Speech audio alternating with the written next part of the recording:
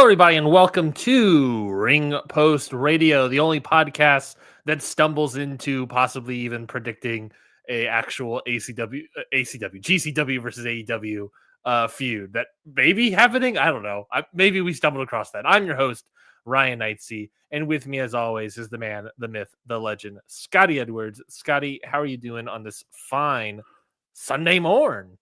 I feel like a tag league. In what way? Um, You have two blocks. yeah. It's long, tiring, and re-questioning. I'm questioning my decision making on if this was worth even doing at all. I'm just kidding. I'm feeling great. This is our last live episode. Second to last. Yes. Next week will be our last live episode of the year, which is pretty big deal. Not that, but we'll still have episodes the rest of the year, so don't worry. For the many at home that were so concerned, I could feel it in their hearts from right here. How was your week, Ryan? My week was fine. I had a little bit of the lack of sleep grind that I tend to do every once in a while, and so I had to figure out how to freaking relax so I can sleep. But pretty much fine. You know, we're basically getting ready for Christmas. Over at ye old Georgian Knightsey household, getting ready for Christmas, getting some Christmas shopping done. And yeah, everything's going fine. Working on some last little bits. I got a recording for the ballot coming up on Friday that I'm excited for. So I got to do some last little bits, learning all I can about this specific group of wrestlers. I think there's only one person on the ballot next year that is a group of wrestlers, but I'm doing my research on them, and yeah, as we get into the holidays too, we are already prepping and scheduling our recordings for the end of the year sort of discussions. Obviously, we are going to do one last live episode next week discussing pretty much. We're going to preview. We're going to do some reviews. That episode might go 3 hours, by the way, Scotty. I wouldn't be shocked if that episode go 3 hours, because we got to review, Saturday night's main event, talk about all these other things. But we're also going to be previewing like World's End and Dream and, all these end of the year shows happening in Japan and in America and all these things. So big time show. Got to preview Davey Boy Smith Jr. versus Jun Saito. Get into it, baby. Someone would argue that's as big as their main event from last year. So I don't know about some. Well, I don't know. I don't know. Davey Boy is not any sort of draw. Jun Saito. I don't know if I got this. If I had 15-17 in Gorkin today. Yeah, they're on a hot streak, attendance wise. All Japan's made sure to end. They made sure to end that at the end of the month. Yeah. If I'm not, I might have gotten this mistranslated or something, but I think the Saitos got a TV show on Gaora TV. Wow, good for them. They're very popular. Yeah, and so if that's the case, that would make sense to me. Like, oh yeah, Jun Saito in the big time New Year's Eve show. That actually makes sense to me. Wasn't Davey Boy Smith, Yeah, it was anybody else. That's fairly true. I think that's definitely true. But yeah, we're gonna be previewing that show and a bunch of other New Year shows happening all next week. We know who the lover is. We'll officially have confirmed who's the lover.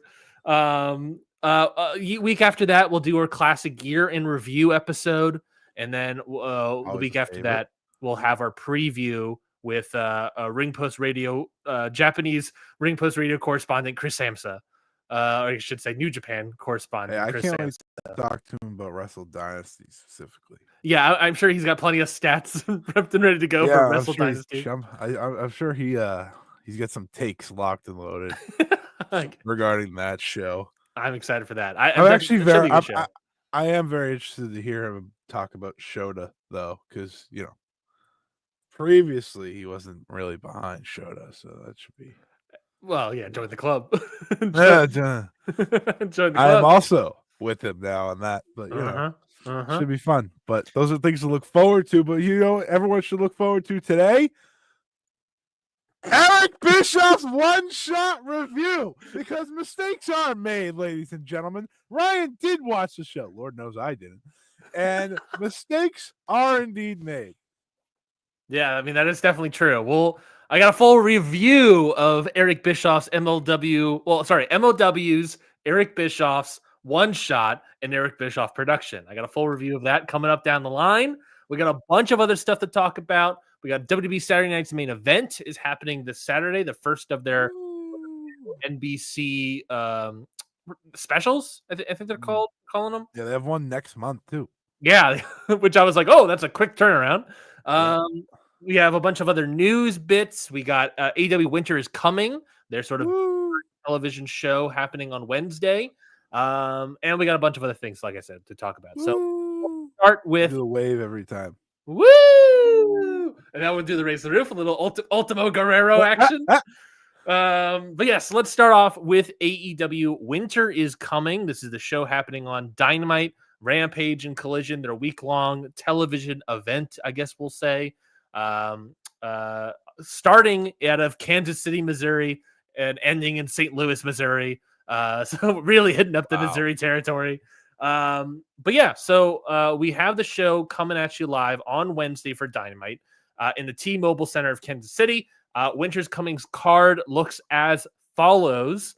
We have 2 Continental Classic matches, both in the Gold League. Ricochet versus Brody King and Claudio Castagnoli versus Will Ospreay. You have a tag team match of Jay White and Orange Cassidy versus the Death Riders, Jon Moxley and Pac. You have the Dynamite Dozen final match, the winner of which will receive a shot at MJF for his ring, if I recall. That match between Adam Cole and Kyle O'Reilly. And then, of course, we have the AEW Women's World Title match, Mariah May defending against Mina Shirakawa. So, Scotty, right off the bat, how do you feel about this card? How do you feel about it, about Winter's Coming happening this Wednesday? You know, I understand pay-per-views change things. It's fine.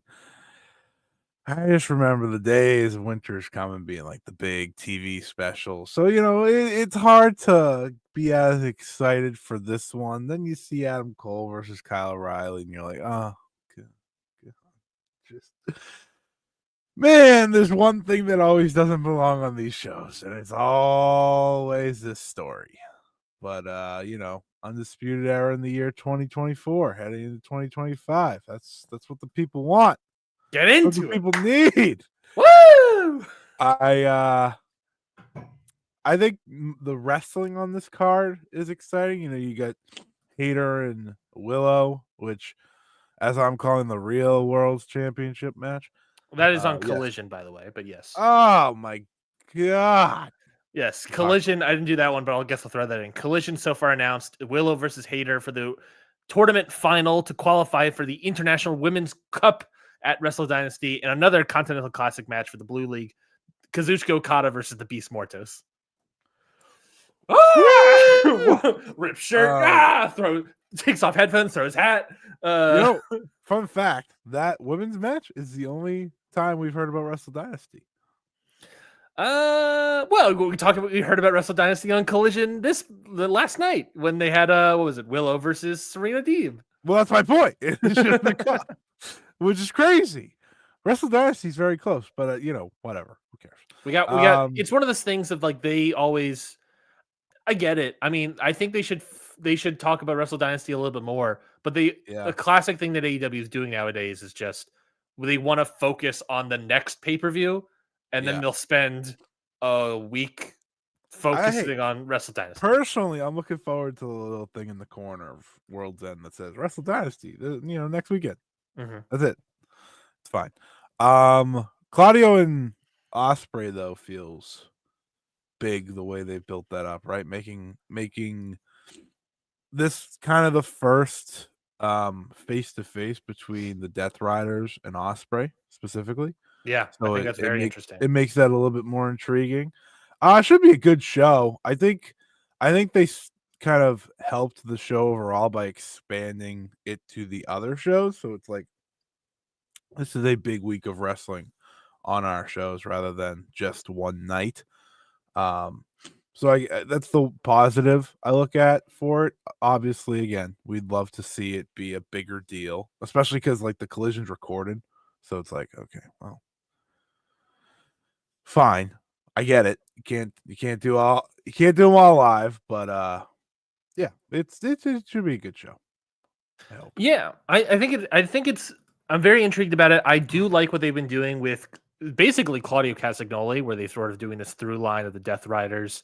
You know, they started to set it up with the Darby Brody match into Brody Claudio, and now we're going from Death Riders Claudio into Will Ospreay. I think that's a very interesting matchup, both match wise and story wise. We'll see Will Ospreay's first interaction with this group since I formed, if I'm not mistaken. Ricochet Brody King. I mean, that's just going to be a fun lucha versus big guy action, I think. Jay White and Orange Cassidy teaming up against Pac and Moxley. I think that's, again, another interesting match. A lot of interesting matches here. Mariah May versus Mina Shirakawa. Good. Interesting match here, but I'm not too into it, out of all Mariah's defenses, I'm into it the most. Because I think that's fair. This is ultimately what they've been building to since she won the belt. Yes. If we want to be truthful, everything else has just been like, oh, we have to do this. We have to do this. This is something real. So I am looking forward to that. And I hope that they have a good match. I can't say anything nice about Kyle versus Adam Cole. I'm not going to lie to you. I can't. I just can't. I don't care. I don't care. And if I see one more MJF pre-made promo, I'm going to lose my mind. Yeah, I share that sentiment. That Dynamite Dozen Battle Royal, I thought was real bad. I thought it was a real bad match. That was a waste of time. I think the Adam Cole stuff, I've said it for months now, has not been interesting. The MJF stuff has not been interesting. And what sucks about it, Scotty, is I can tell you exactly what the result is. Kyle O'Reilly will get the win. He will face MJF at somewhere, I guess, World's End. It's at World's End. And Adam Cole is going to have to try to get a match against MJF once again, and I assume that will then be at Revolution. The problem is, Scotty, is that Revolution card is in March and fucking months away. So put on the Australian show. So it's not. Oh yeah, that's in February, right? Live. Yeah. So yeah, it'll probably be that show. I'll be able to skip that too. Yeah, so February. Yeah, so it's still down. That's what is that? 3 months away? 2 months away? Still not great, but still not great. Like not Revolution. Not Revolution at the very least. It's we've cut off a month of this super long build, and I can't get into it. I really can't get into Adam Cole. I don't think there's anything that will get me into it. Me neither. I don't see any change coming to the storyline that will invigorate me moving forward. Like, you can feel however you want about AEW TV these days. I don't really care. But there is no doubt in my mind that the one thing that always stands out on these shows that doesn't belong is this entire story. Every single time. It's like a bump in the road. Well, that and Jericho. But Jericho's gotten less and less stuff. Exactly. This has not. Scotty, I would take a Jericho segment at this point. You got one on Rampage Collision. What the hell did you got one on Rampage? You got one from Rampage, but that was fine. I thought that was a fine little segment. I thought it was fine until I hear Excalibur being like, when Cardona comes out, he's like, "Yeah, this is happening in Final Battle." I was like, "What do you mean this happened in Final Battle? This is the first time I've seen his face." That was crazy. But yeah, no, I don't want to have to pick between the two personally, but you might be right, just because this takes up so much time. Yeah. But I will never pick a Jericho. And I think what that is just like sort of indicative of like where AEW is right now. Is that I think in the Continental Classic, especially right now, I think we're getting a lot of great wrestling, or a lot of really good wrestling. By all accounts, I really enjoyed Collision last week. By all accounts, Collision was great yesterday. Yeah. I've heard great things. I heard Darby versus Commander was great, and then I heard Okada and Fletcher was better than that. So I've heard great things about the Collision last night. Rampage top down, I thought was a great episode of television. I went 4 stars on Mark Briscoe versus Kazuchika Okada on a freaking Rampage. I thought that was a great episode, and we're getting great wrestling again, and the vibes are getting better, at least in that regard. Seeing good wrestling on my television, stuff I'm enjoying, and not just good wrestling, Scotty, but interweaving storylines like the Death Riders of Claudio and the Darby stuff, and we're doing storylines along with it to make not only the matches interesting but also make weirdly like reasons for the matches happening, if that makes sense. Which I think is a good effort in booking. But then you also get stuff like Adam Cole's and MJF's rivalry, which just feels never ending, and as I just laid out, is going to be never ending at very least up until February. I say a lot on this show, so I don't remember everything, but I do remember saying that MJF re-signing with AEW was a bad thing for AEW. Mm-hmm. And I don't think I've been anywhere close to wrong. I think I couldn't be more right every single day that goes by with this man on this show, because he drags down the product. The international title run. Dragged down the product. So, took the title off of Will Ospreay just to put the title, if I'm not mistaken, back on Will Ospreay to then go to Takeshita. Interrupted that title reign. Beat Garcia, and then Garcia just disappeared. They both disappeared. That was great. Him versus Templario. How can we forget him versus Michael Oku? How can we forget? And now the Adam Cole. Yeah. Now the Adam Cole storyline. Now the Adam Cole storyline that will never go away. It's crazy to think back to AEW All Out 2021. Okay. Because I always bring this up because I feel like that was at one point the turning point for this company, right? You got CM Punk's in-ring return. You got Bryan Danielson. Even Adam Cole showing up felt good at the moment. Hold. Bryan Danielson debuts. Adam Cole debuts. It just feels like this big thing. Now, out of those three big things, you're only left with Adam Cole, and you won't want to see him at all. Like, how did we get here? How did the young star, the younger of the three, sure. He actually is pretty young considering how long he's been around. 35 years old. Young star of the three become the one that you don't want anything to do with. Yeah. I mean, AEW fans could argue they don't want anything to do with CM Punk, but my point remains he was good TV. I don't know. I would almost take CM Punk back. These sort of things. It's frustrating. And the Young Bucks are around anyways. Yeah, that's true.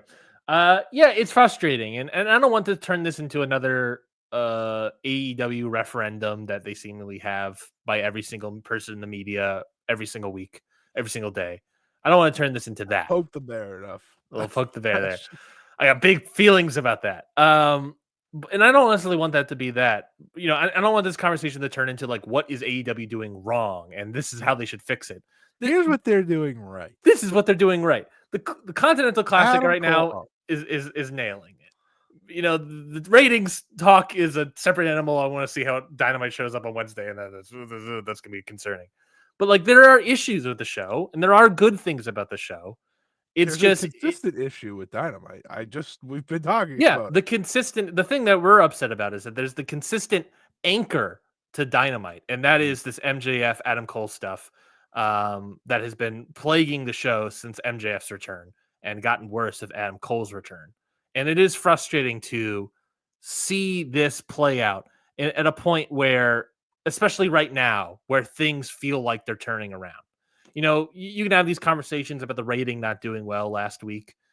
Obviously the week prior to that was possibly more of an anomaly. But last week, what was the biggest? Here's the thing. Here's my argument of the rating being bad without looking at any other details in terms of the quarter hours or anything else. Sure. The Continent, what was announced for Dynamite last week? The big thing that was pushed for last week was the Continental Classic matches. No, they all got shuffled off to Rampage. The big thing that got promoted was Dynamite Dozen Battle Royal. Everyone knew what was happening for that. No one seemingly was excited for it. And I was certainly thought the match sucked. And here we are now. Is that the worst tradition in wrestling? The Dynamite Dozen Battle Royal? Like, match-wise? Like, who cares? Who cares about that stupid ring? I don't care about that ring ever, let alone now. The last moment I cared about that ring was when Wardlow put it on the ramp and CM Punk took it and beat MJF in that That's a long time ago. That's what, years ago. That's the bloody dog collar match, right? It's frustrating. It's frustrating to see an anchor like this when you're going to have great stuff like Ospreay versus Claudio. That can easily be at least a 4-star match, right? When you have stuff the like anchor can be positive sometimes. It is not positive in this case. yeah, Some people are like, "Oh, I'm the anchor." No, you are sinking this ship. Thank you. I think we'll get a solid match out of Ricochet and Brody King. I know we've been talking about Ricochet for the past couple weeks here and how his output has not been great, but Brody King's output has been great. So I think there's an interesting situation boiling there at least. Mariah May, Mina Shirakawa. I don't think Mariah May's output has been that great, but as you said and laid out, this is what we've been all leading towards. And you probably get Tony back. And you're probably getting Tony back. So hell half frozen over is probably something she's going to say. You'll probably get Tony back here. So yeah, and you start getting that build to the February Australia show. Grand Slam, right? Grand Slam. So that match not only has to deliver Scotty, but it's going to lead to possibly the return of Tony Storm. And then you got Moxley on the show. So that should be a solid wrestling match. So it is like one of those things. That story's weird.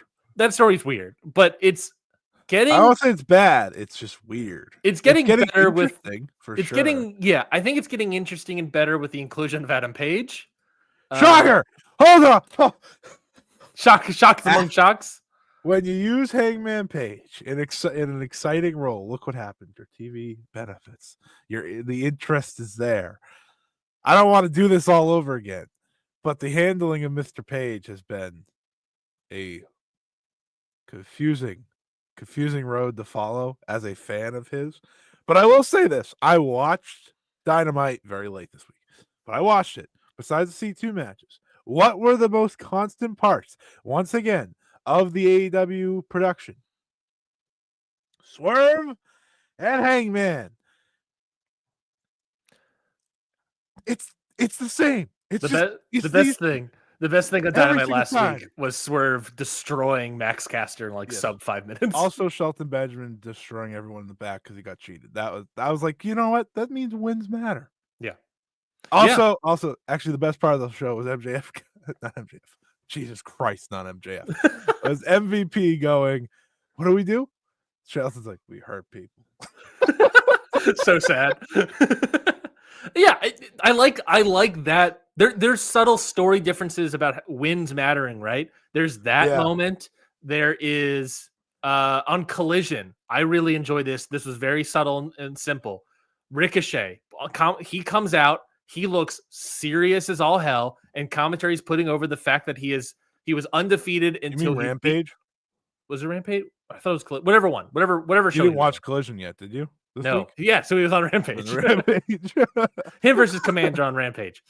Commentary's putting over the fact that he was undefeated and then he lost 2 against Takeshita and against Claudio. And he's coming out very serious, looking like he wants that win. To me, they're putting up the story of this guy's upset that he's lost 2 in a row now and he wants to get the win. And what does he do? He beats Commander in the main event of Rampage. And perfect. That's exactly what it should be. Wild main event, by the way.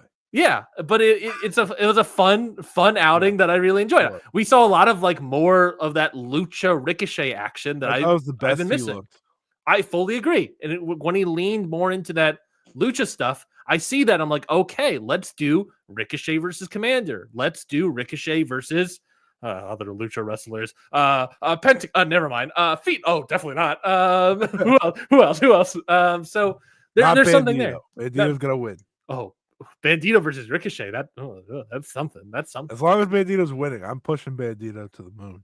Let's just do Ricochet versus Mystico. Why not? Who cares? Let's just do it. That could be fun. But something interesting. And I think AEW Winter is coming is going to be an interesting show. I think Collision, already 2 matches in, I'm ripping my shirt for that Collision lineup. Beast Mortos versus Okada and Hayter versus Willow Nightingale. I'm already into it. So I'm excited to see what's going to happen before Winter is coming this weekend. I guess we'll see what happens moving forward. But I don't know. Any lasting thoughts on this card? Any lasting thoughts on the show? I think it could be good. But we'll see how it is. It should be pretty good. I mean, I don't really care about ratings, but this is one you definitely want the ratings to bounce back on. You have Agreed. the full Fully show agreed. announced ahead of time. You got a lot of big names wrestling. It's the week to turn things around. Fully agree. And not just that, we also, we don't know what's happening on Rampage. That's also gonna be Winter's coming. I wouldn't. We only have of this week. We only have 3 Continental Classic matches announced. 1 on Collision, 2 on Dynamite. I would maybe imagine that we'll get 3 announced for Rampage yet again, and then we'll have 2 announced for Collision like they did last week. I wouldn't be shocked if that's the situation. We don't have the Rampage lineup at all. Don't know what those matches would be. We can probably guess. I mean, hold on. We can probably guess maybe because we have 2 of the Gold League matches, right? Osprey, I think Darby and Osprey are the ones with less than everyone. but Osprey's wrestling on Dynamite, so it'd be, if anything, who's in the Gold League? AEW Gold League standings. That's fine. Who is in this freaking Gold League? Darby and Commander. They just wrestled, so that doesn't work. I don't know. I don't know what would be on Rampage. Darby and Ricochet. I guess, but Ricochet would. Well, Rampage is a taping, right? Yeah, they're all tapings. So it might be Darby and Ricochet on Collision. That makes sense. Potentially, yeah. And then Rampage would be, 3 Blue League matches. No, because there's one. I don't know. The tournament will be over quicker than I thought if they keep doing this many matches on each show. Yeah. What's the Continental Classic standings? What do we got here? 2024. Because we don't have a lot of matches left. You are right there. Let's see. Leagues. Yeah, you have. Oh my God. Yeah, you have Fletcher at 9 in the Blue League. Fletcher at 9, Garcia at 4, tied with Okada also at 4. Shelton and Mark Briscoe at 3, the Beast Mortos at 0. Claudio in the Gold League leading the pack with 6 points. Osprey, Brody King, Ricochet, Darby, and all have 3. Commander has 0. He's got a big old goose egg. And pretty much everybody has 2 matches left, except for Shelton Benjamin, it looks like. Oh, no, Osprey has a shit ton of matches. Osprey's only wrestled 1. Yeah, Osprey's has 4 matches left. So he has a lot more to do. But yeah, so it's tough because they don't do all the matches in one single week. So I can't really tell how things are going. But another thing for me to complain about. Shouldn't they announce the schedule? Shouldn't they announce the schedule in months in advance? I get it. Look, I get it. There's so many. There's so many things. Have to be months.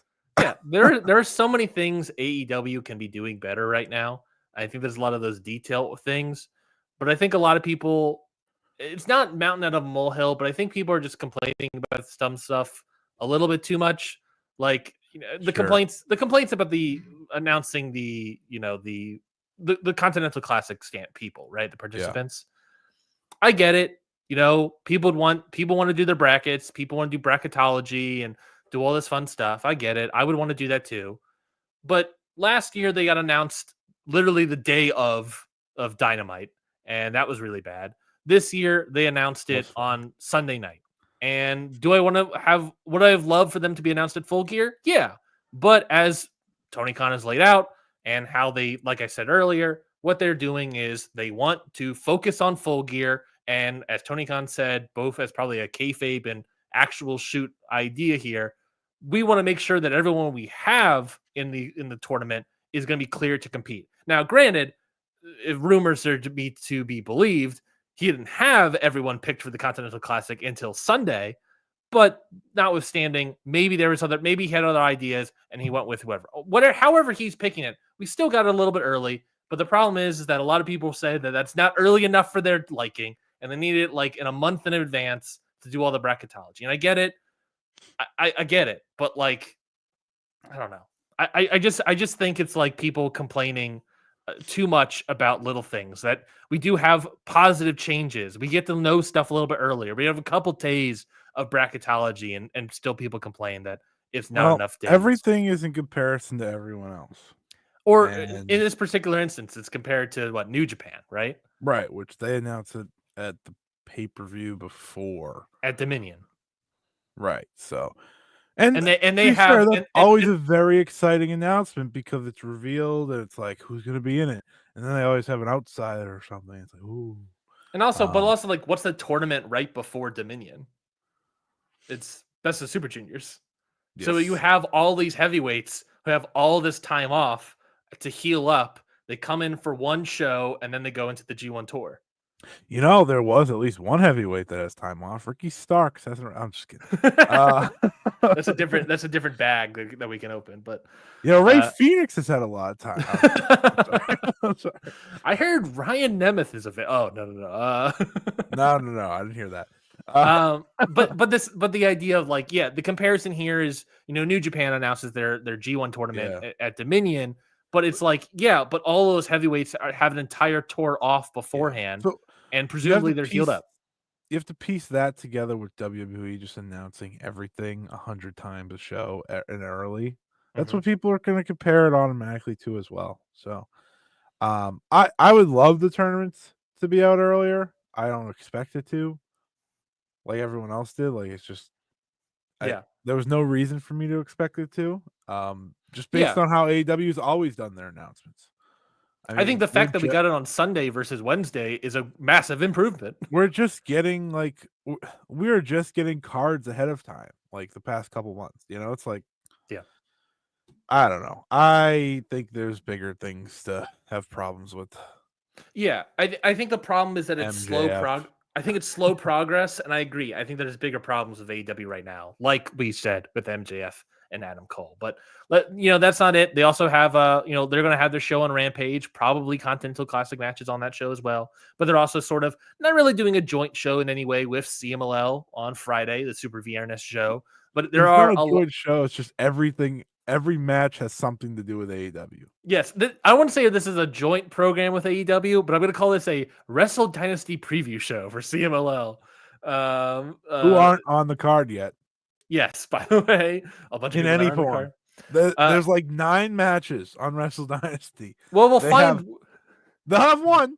They'll find one woman to be on the show, to be the CMLL, the entire pillar for the CMLL representation for Wrestle Dynasty. They're going to have as much involvement as Ring of Honor is going to have by the end of the week. One woman. It's plausible. It's certainly plausible. Now, to be fair, I don't need that much Ring of Honor because they're just the same company as AEW. CMLL, on the other hand, are not. Yes. I need more Lucha, not less. Fantastica Mania is a big deal in Japan. So get more. See, it's a weird card. Even like a Fantastica Mania preview tag, throw that in there for me. I would love that. That'd be cool.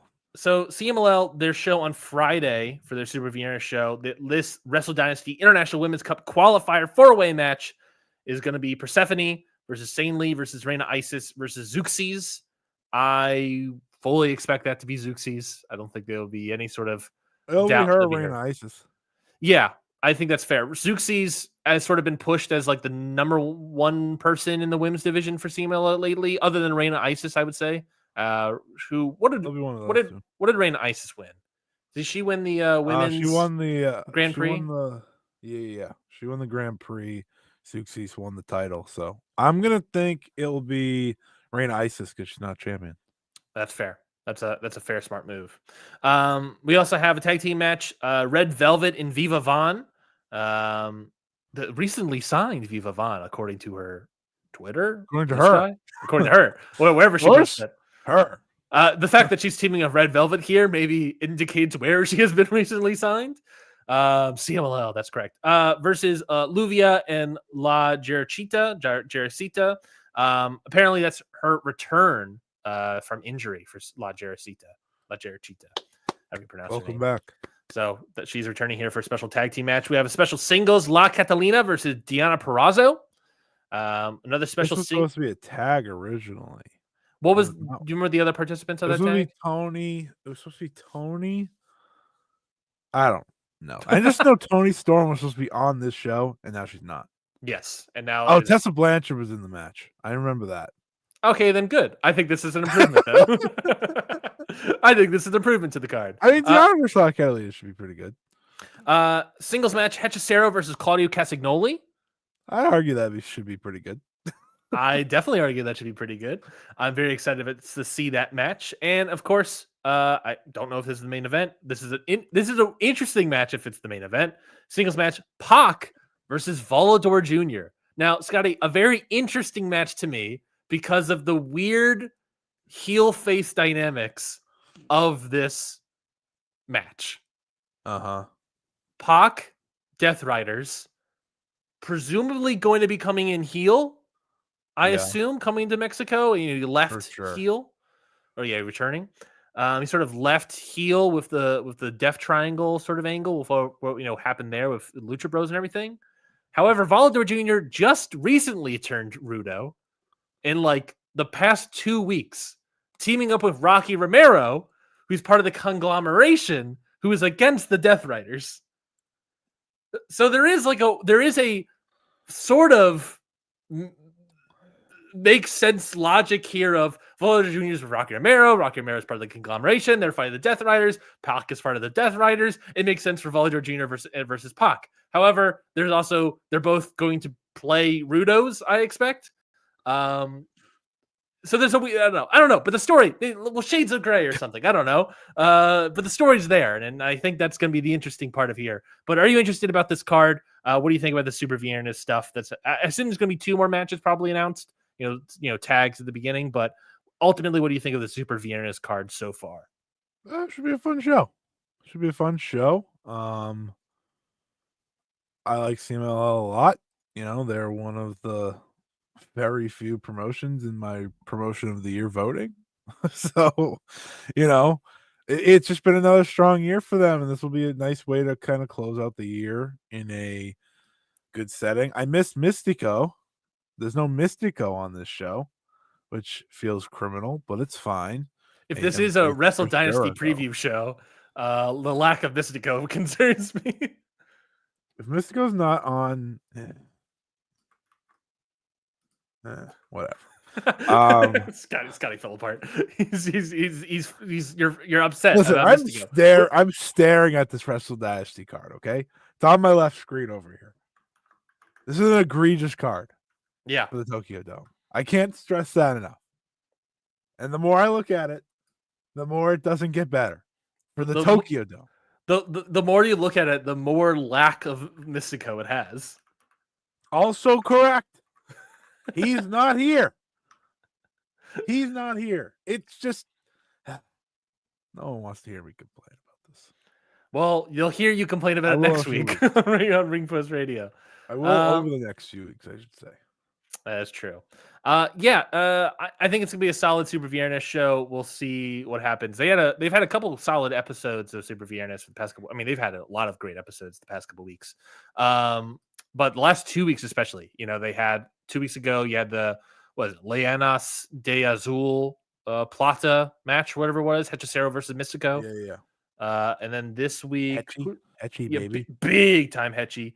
And then what do they have this week? The Volador versus Templario. And they also had Flip Gordon, Mystico, Mascara Dorada versus Hechicero, Rocky Romero, and Viano 3 Jr. So I think that's a very interesting match there. I haven't checked it out yet, but I'm excited to go watch that for sure. Breaking news. Ryan reads Flip Gordon says, that's interesting.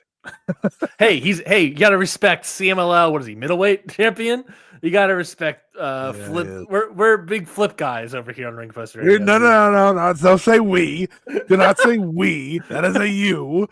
No, that's definitely also not a me. I think Flip Gordon is our evil for CMLL. He's just sort of the meme hated wrestler, if that makes sense. No, because evil's good. Okay, there we go. there it is. That's how you get Scotty to say evil is good. I always say evil is good. Well, there you go, I guess. So yeah, that's CMLL Super Viernes. So that's not it for AEW, of course. They were in the news this week, as they always are, because Ryan Nemeth, former AEW wrestler, was a complaint to AEW executives that he had leaked to Fightful. I wonder by whom. About a complaint that he filed with several executives in which he claimed he suffered abuse, harassment, and threats while with the company, specifically from CM Punk, and that AEW didn't do anything about it. This is sort of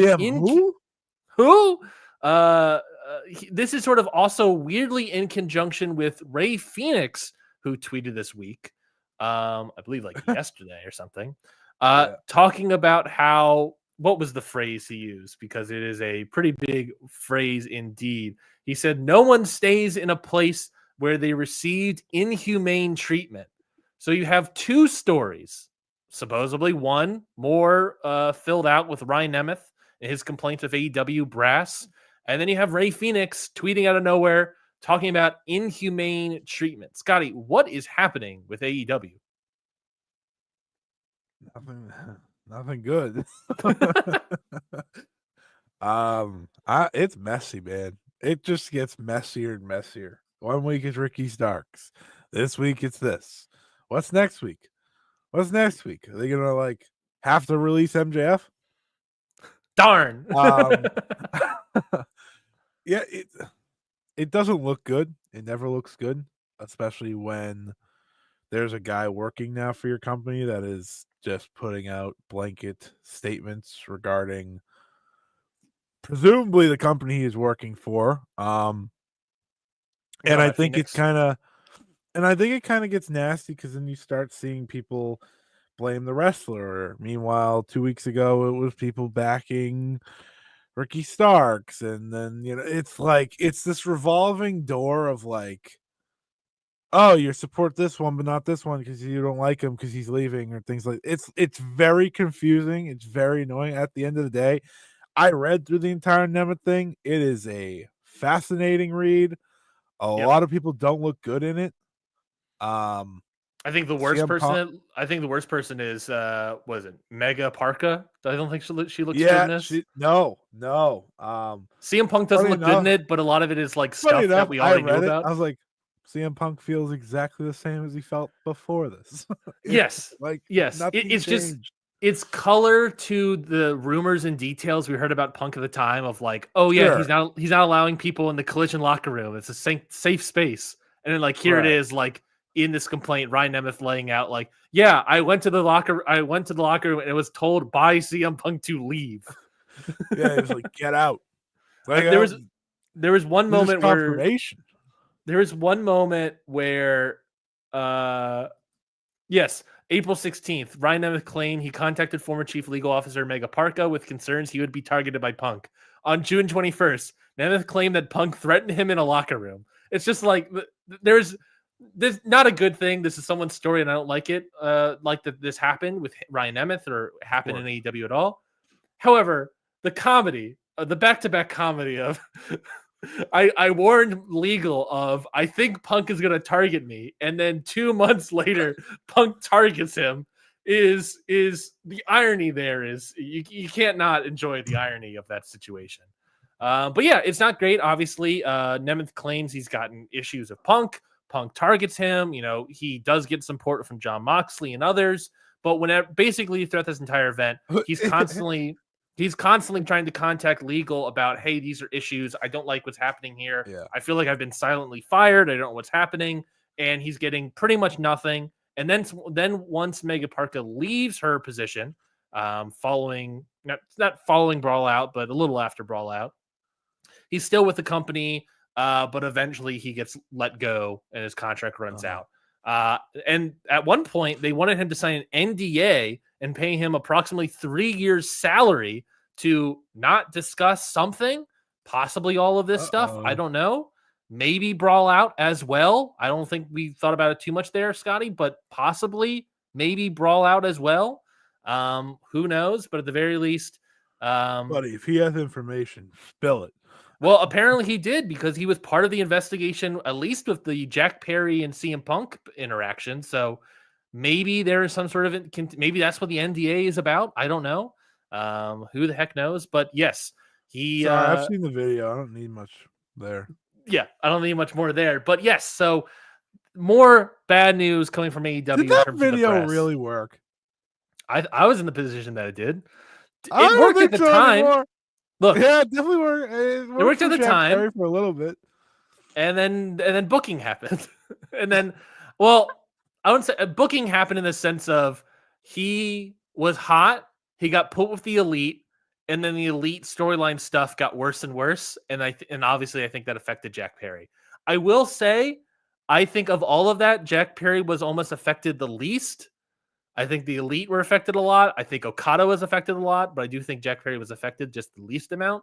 But I do think that video worked. I still remain strong in that debate. I don't, but I also don't care enough to fight either way because who cares at the end of the day.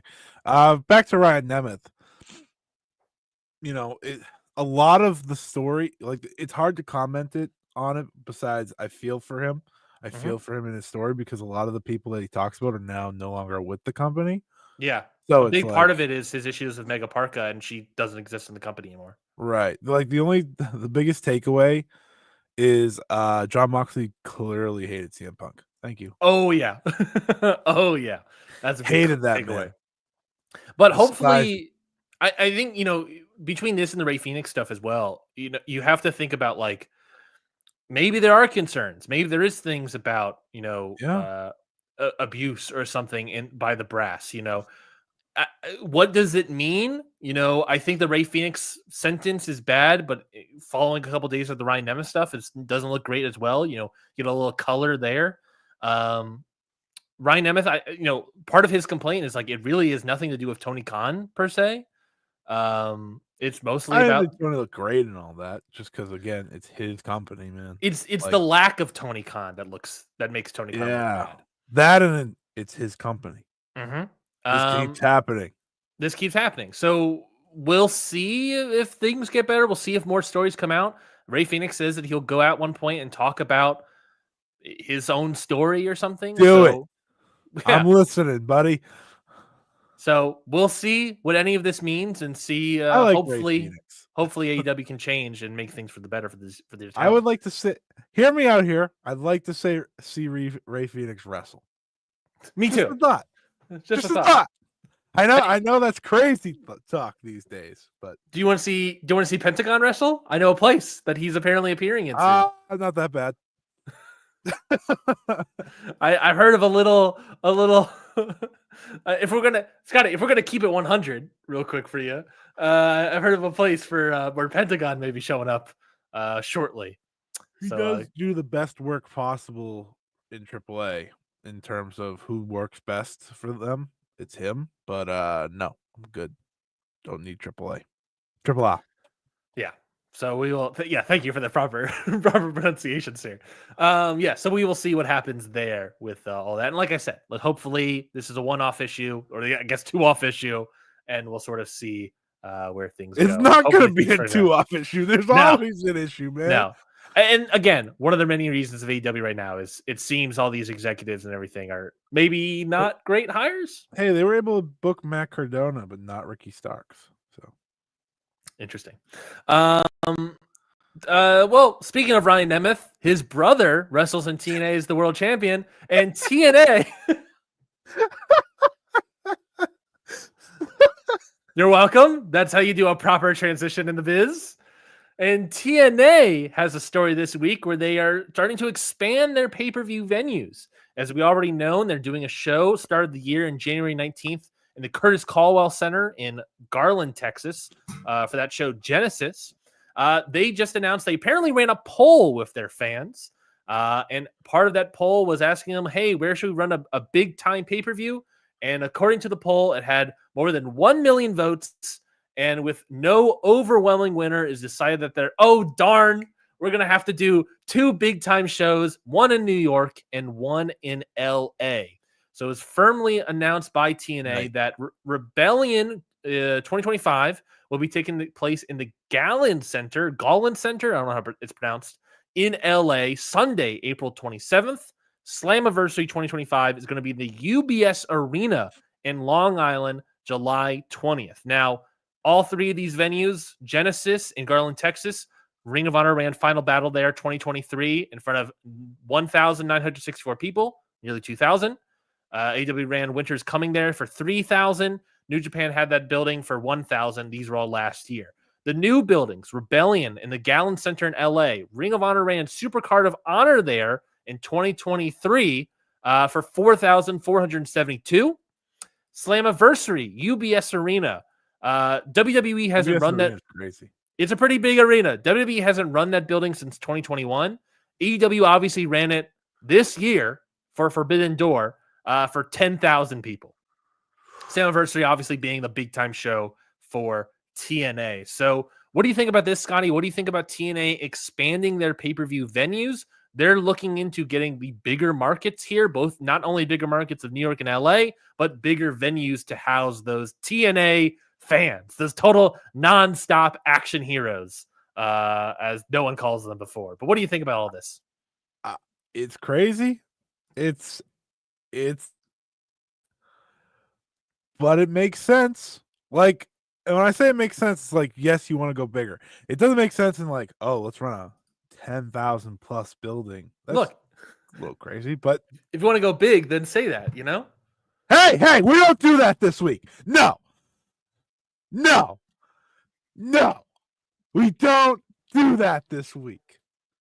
That is a sensitive topic. I don't even care. You can talk about TNA yourself. Well, yeah, TNA. I think it's very interesting. I think it's a smart idea for them to expand. I think if anything, event with. What are they going to main event with? I obviously the question would be first Genesis. All right, never mind. This is where we finally find out all the JBL nonsense and where this is all leading to. I think what's interesting to me is a couple things. One, this is something that was already talked about when TNA got moved from Impact to TNA. At the time, Scott D'Amore talked about, hey, part of our idea, part of this rebrand is that we want to expand into bigger markets or new markets and bigger arenas. Well, guess what? Here you go. New markets, new arenas. That's what we're getting from TNA. Came a year sort of later, but I think that's probably fair, unless they already had the buildings booked, which they didn't announce. It makes sense that it'll be a year later that's when we start getting those bigger markets, or those new markets and those bigger arenas. But it's here now. TNA is now kicked Scott D'Amore to the curb, and they're now going off into LA, Texas, and New York. I think what this also is maybe an indication of, we have this relationship with WWE, with NXT. Will that help pack the house for these buildings? Is there a audience base separate from AEW that's partly maybe WWE, and we can get some WWE fans to watch our shows? Maybe it's partly the lack of AEW attendance and how their attendance is doing poorly, that maybe there's a spot for TNA to creep up into these arenas and possibly do well. They've done well in very small buildings all year long. Secretly, their attendance-wise has been really good all year long. So it only makes sense for them to expand into the bigger buildings and possibly get at that market share that is currently lacking in AEW. What are the chances Jeff Hardy main events one of these shows? Maybe. Maybe. I think it's plausible. Because I'm in my head, I'm trying to put together like it's big buildings. Like you got, and they're about to lose talent, not gain, lose talent. Yes, we talked about Jordan Grace probably leaving this company. Speedball. Probably. She's already NXT branded, as far as I'm concerned. Speedball has seemingly already been out of TNA. He's gone. They are. Josh Alexander's not sticking around. It doesn't feel like he would be. It doesn't. Do we know if they're bringing anyone in? WWE hasn't released anyone in a while, so maybe MLW, maybe Matt Riddle. They did bring him in for that last pay-per-view. Donovan Dijak. What's Ricky Starks up to? Can you go there? But it's very interesting. I mean, we can look at TNA Final Resolution is a pay-per-view that's happening. It's actually a TNA Plus special that's happening. Center Stage, Atlanta, Georgia. I'm not probably going to watch the show. You're going to watch it. You're just not going to go live. They only have general admission available. They only have like the $30 ticket available now. So like it's pretty packed apparently. But the card here, you talk about who's going to be leading Genesis, right? The first show, the Curtis Caldwell Center. That show, or this show, TNA Resolution, has a 4-way where the winner gets a TNA World Title shot at Genesis. So, which of these 4 men, Scotty, do you think will face either Nick Nemeth or AJ Francis for the TNA World Championship in the main event of TNA Genesis next year in January? Here we go. These are the 4 men.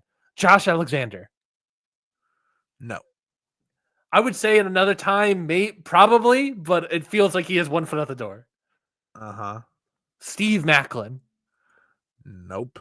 No, I don't think so. Mike Santana. Possibly.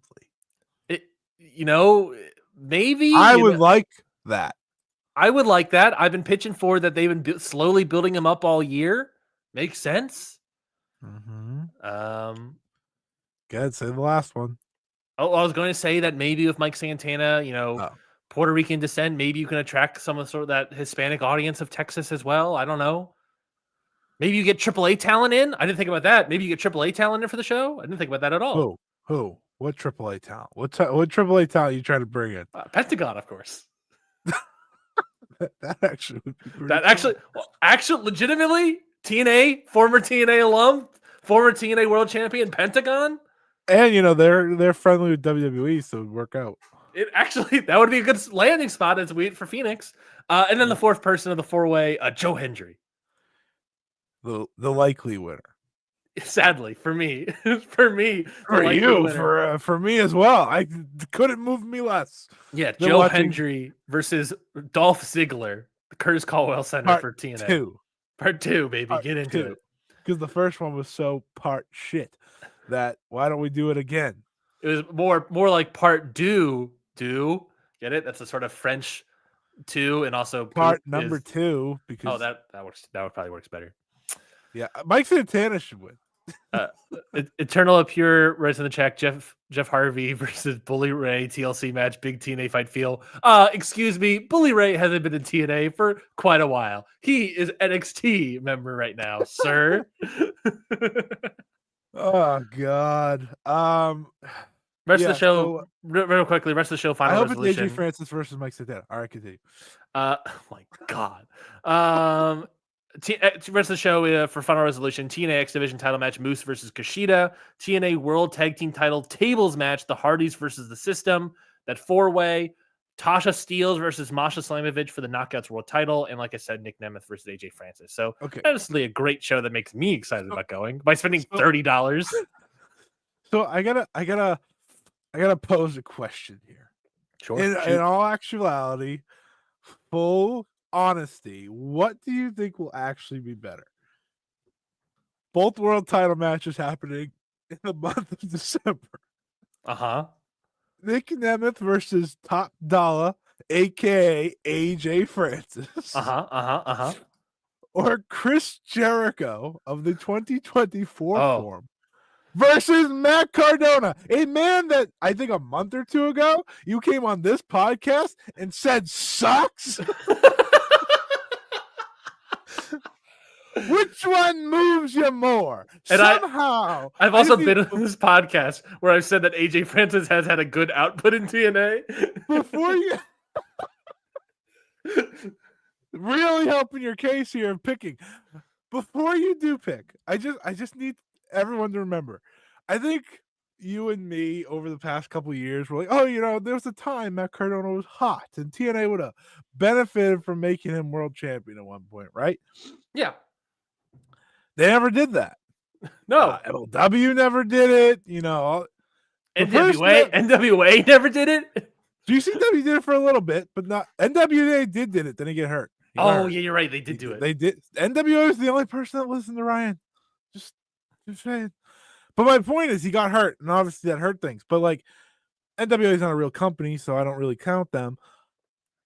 How is it that Tony Khan might be the first to finally? He is not having Matt Cardona beat. No, but it's funny. Just let the pick live. I think the better match will probably be Nick Nemeth versus AJ Francis. I think it'll be boring as all hell, but I think I'm willing to watch both. I'm going. We're going to watch both, Scotty. Well, we'll never talk about the Ring of Honor show though. Well, when is Final Battle? The 20th or something. I mean, we'll preview it. I don't know how we'll review it. We'll never review it. I don't know when. Yeah, honestly, I don't know when we're gonna review it. Maybe 2 weeks late. And based on paper, it doesn't look like it's needed. Yeah. I don't think, and we're probably not going to review Final Resolution either. To be fair, but we will come back to this question because I will make sure you watch it. We'll probably. I was going to say we're probably going to talk about. We could hold on. Let me look at the schedule. We haven't scheduled our year in review show yet. No, we probably don't have a lot of time to flip that around. No, we don't. No, we don't have time. Stop trying to make this happen. I'm just looking. Oh, you know what you should do? You should make a YouTube short. Now we're talking. A YouTube short. Just 30-second clips. Which was better, this match or this one? Yeah. And it's the two worst things you've ever seen in your life. Yeah, I'm with you, by the way. I think that you're right. Yes, I think Matt Cardona stinks. Great. Chris Jericho, not great. Honestly, if you want to make that match, if you want to make the Matt Cardona Jericho match better, you have to make it a violent, weapons match. You have to not have them both in the same match. Yeah. It has to be a weapons match. And I also had the thought last night of, it'd be a funny bit to do for Ring of Honor, for the Ring of Honor show. Chris Jericho wins, beats Matt Cardona, and then who comes out to challenge Chris Jericho for the Ring of Honor World Title? Nick Gage. Oh dear God! If you really want to stick it to GCW, you could have Nick Gage come out and challenge Jericho for the title. That's how you stick it to GCW. Sounds terrible. Sounds terrible. Anyways, sponsored by Papa John's. Anyways, moving on. WWE has a NBC special happening this Saturday called the Saturday Night's Main Event. Loading up the show, gotta say. We have 4 title matches. Prime time television. 4 title matches. Prime time television, NBC. We're going to get ratings talk out the wazoo next week because it's going to do probably a massive number. You have to imagine. Coming out of Uniondale, New York, the Nassau Veterans Memorial Coliseum, which I don't think, when was the last time you ran this? Hold on. W hasn't run the building since September 2023 for a house show where they had about 8,000 people in attendance. AEW ran the building. Go ahead. I think they're already ahead of that. AEW ran the building for World's End last year for $10K. What does WrestleTix have it at? Ooh, didn't have that pulled up. I wrote down all the back history, but I don't have WrestleTix pulled up. So I'll pull up WrestleTix. You didn't think WrestleTix is great at their job? Yeah, they are really good at the job. So what do you think right off the bat? What do you think about this Saturday night's main event? It's coming back, NBC prime time. How do you think it's going to help WWE? Sorry, real quickly, just announced by TNA 18 hours ago. TNA Final Resolution in Center Stage, Atlanta, sold out. I can't even go. Sold out. Unbelievable. Can't even get Ryan in the building. Can't even get me in the building. Unbelievable. Not that he wanted to be in the building, but can't get him in the building. You asked me how is this going to help WWE? Can you really help WWE right now? They don't need help. They're drowning in it. They're drowning in help. They're drowning in success right now. Everything's building to Netflix, as I'm told. As a certain account said, everything sucks until Netflix or something like that. I don't really remember what was said. But that's what people told me. This feels big. This show feels big. 2 world title matches. 3 world title matches. Yeah. Is Gunther on this? Yes. 3 world title matches. And a new champion being crowned, the first ever WWE United States Women's Champion. So big deals all around. And honestly, I'm very into the main event. very into the main event. It's a legitimately great been a great build. Great build. Kevin Owens is great, and Kevin Owens should win. He won't, but he should. He should. Why? I mean, it's the same situation when watching WWE. Would Kevin Owens hurt business? No. Would Cody Rhodes hurt business by losing? Probably not, because he'd still be in the main event spot. But that's fine. I think this show is just going to benefit WWE. It's going to get a good number. It's a pay-per-view like event. It's going to set the precedent for what these shows are going to look like. Probably going to be better than the Battle of the Belts.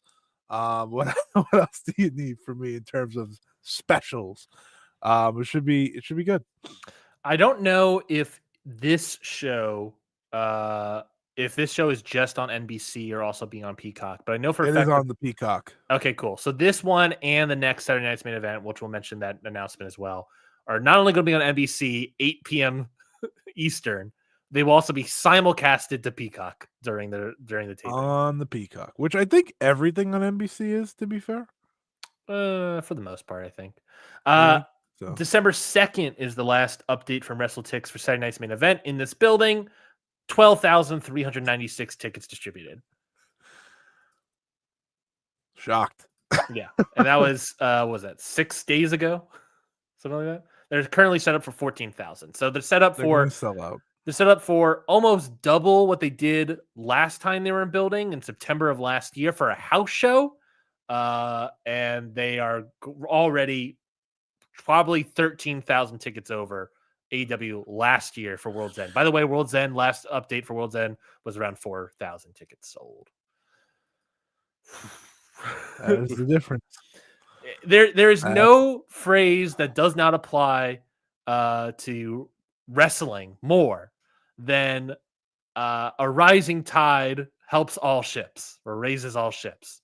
That so does not apply in wrestling. No, it does. Because when WWE is hot, everyone else is also cold. Granted, there are other reasons why these companies are cold right now, but Jesus. I mean, even it's true, though. But by the way, I say cold. I also just said that TNA sold out another show. Another TNA's hot! TNA's hot! MLW, I'll say it later. MLW One Shot, they said that they sold out every single pay-per-view they've done all year. Are we saying TNA is the second hottest company in America? Is that what we're saying? Look, when we say hot, we don't mean good. Let's clarify that. Let's clarify that. I think TNA might be the second hottest promotion in the country. I think that might be a fair assessment, Scott. Again, you have to scale it. It's on their scale. Correct. They're expanding into bigger markets, new markets, and bigger buildings. When we go to Genesis and it's not sold out, it'll be like, oh well, there's the humble pie that we were waiting for. Yeah. AEW meanwhile is going into smaller buildings, while TNA is going into larger buildings. Huh? TNA bigger than AEW? Question mark? Question mark? Question mark? How did TNA do in the ratings? We have fun here. What are we talking about? Saturday night's main event. The show is as follows. You have that main event, which I'll let you talk about for a little bit here, Scotty. Cody Rhodes versus Kevin Owens for that WWE Universal title. Thoughts on that main event matchup? So, while we talk about like WWE doesn't need help and they're hot and all this, they also are telling good stories, which I don't know if you know this. That's an important part of wrestling, and they happen to be doing it really well. And this is a really well done story. Kevin Owens has been great in his role. Cody Rhodes has been Cody Rhodes. I don't know what else I need to say about Cody Rhodes. He does everything he needs and makes everything matter, and it's why he's the world champion. Should be a great match. I like their first match. Now there's a heated element to it. It's not friends wrestling. It's Kevin in the role that he works best as a heel. So I'm quite excited for it. It's been a long time since he's been a heel. And like I said, I'd consider the title change. I don't think they're going to do it for obvious reasons because it's Cody. And WrestleMania is around the corner. But it'd be pretty awesome if they did. I think it would be great. This show needs to be big, right? Because they need to give a reason for you to tune in every time they do one. besides, oh, here's a title match, right? So what is that big thing they do? I'm not sure yet. Maybe it's the title change. Maybe it's something big at the end of the show. We'll have to wait and see. But I am looking forward to it. And just see the Body Venturas on commentary, which is pretty crazy. Yeah, that's gonna be an interesting commentary lineup. But yeah, the main event matchup: Cody Rhodes, Kevin Owens. Very exciting story. Two friends have their friendship has dissolved. They're now fighting. You know, Kevin Owens is now beating down Cody Rhodes' ankle, a la Dusty Rhodes. You know, that Dusty Rhodes angle many moons ago. It got me thinking about how like WWE is just like rerunning angles that happened decades before. But it's like interesting, and I was just like, you know, did AEW ever do that with Cody? Where they reran like a Dusty-esque angle?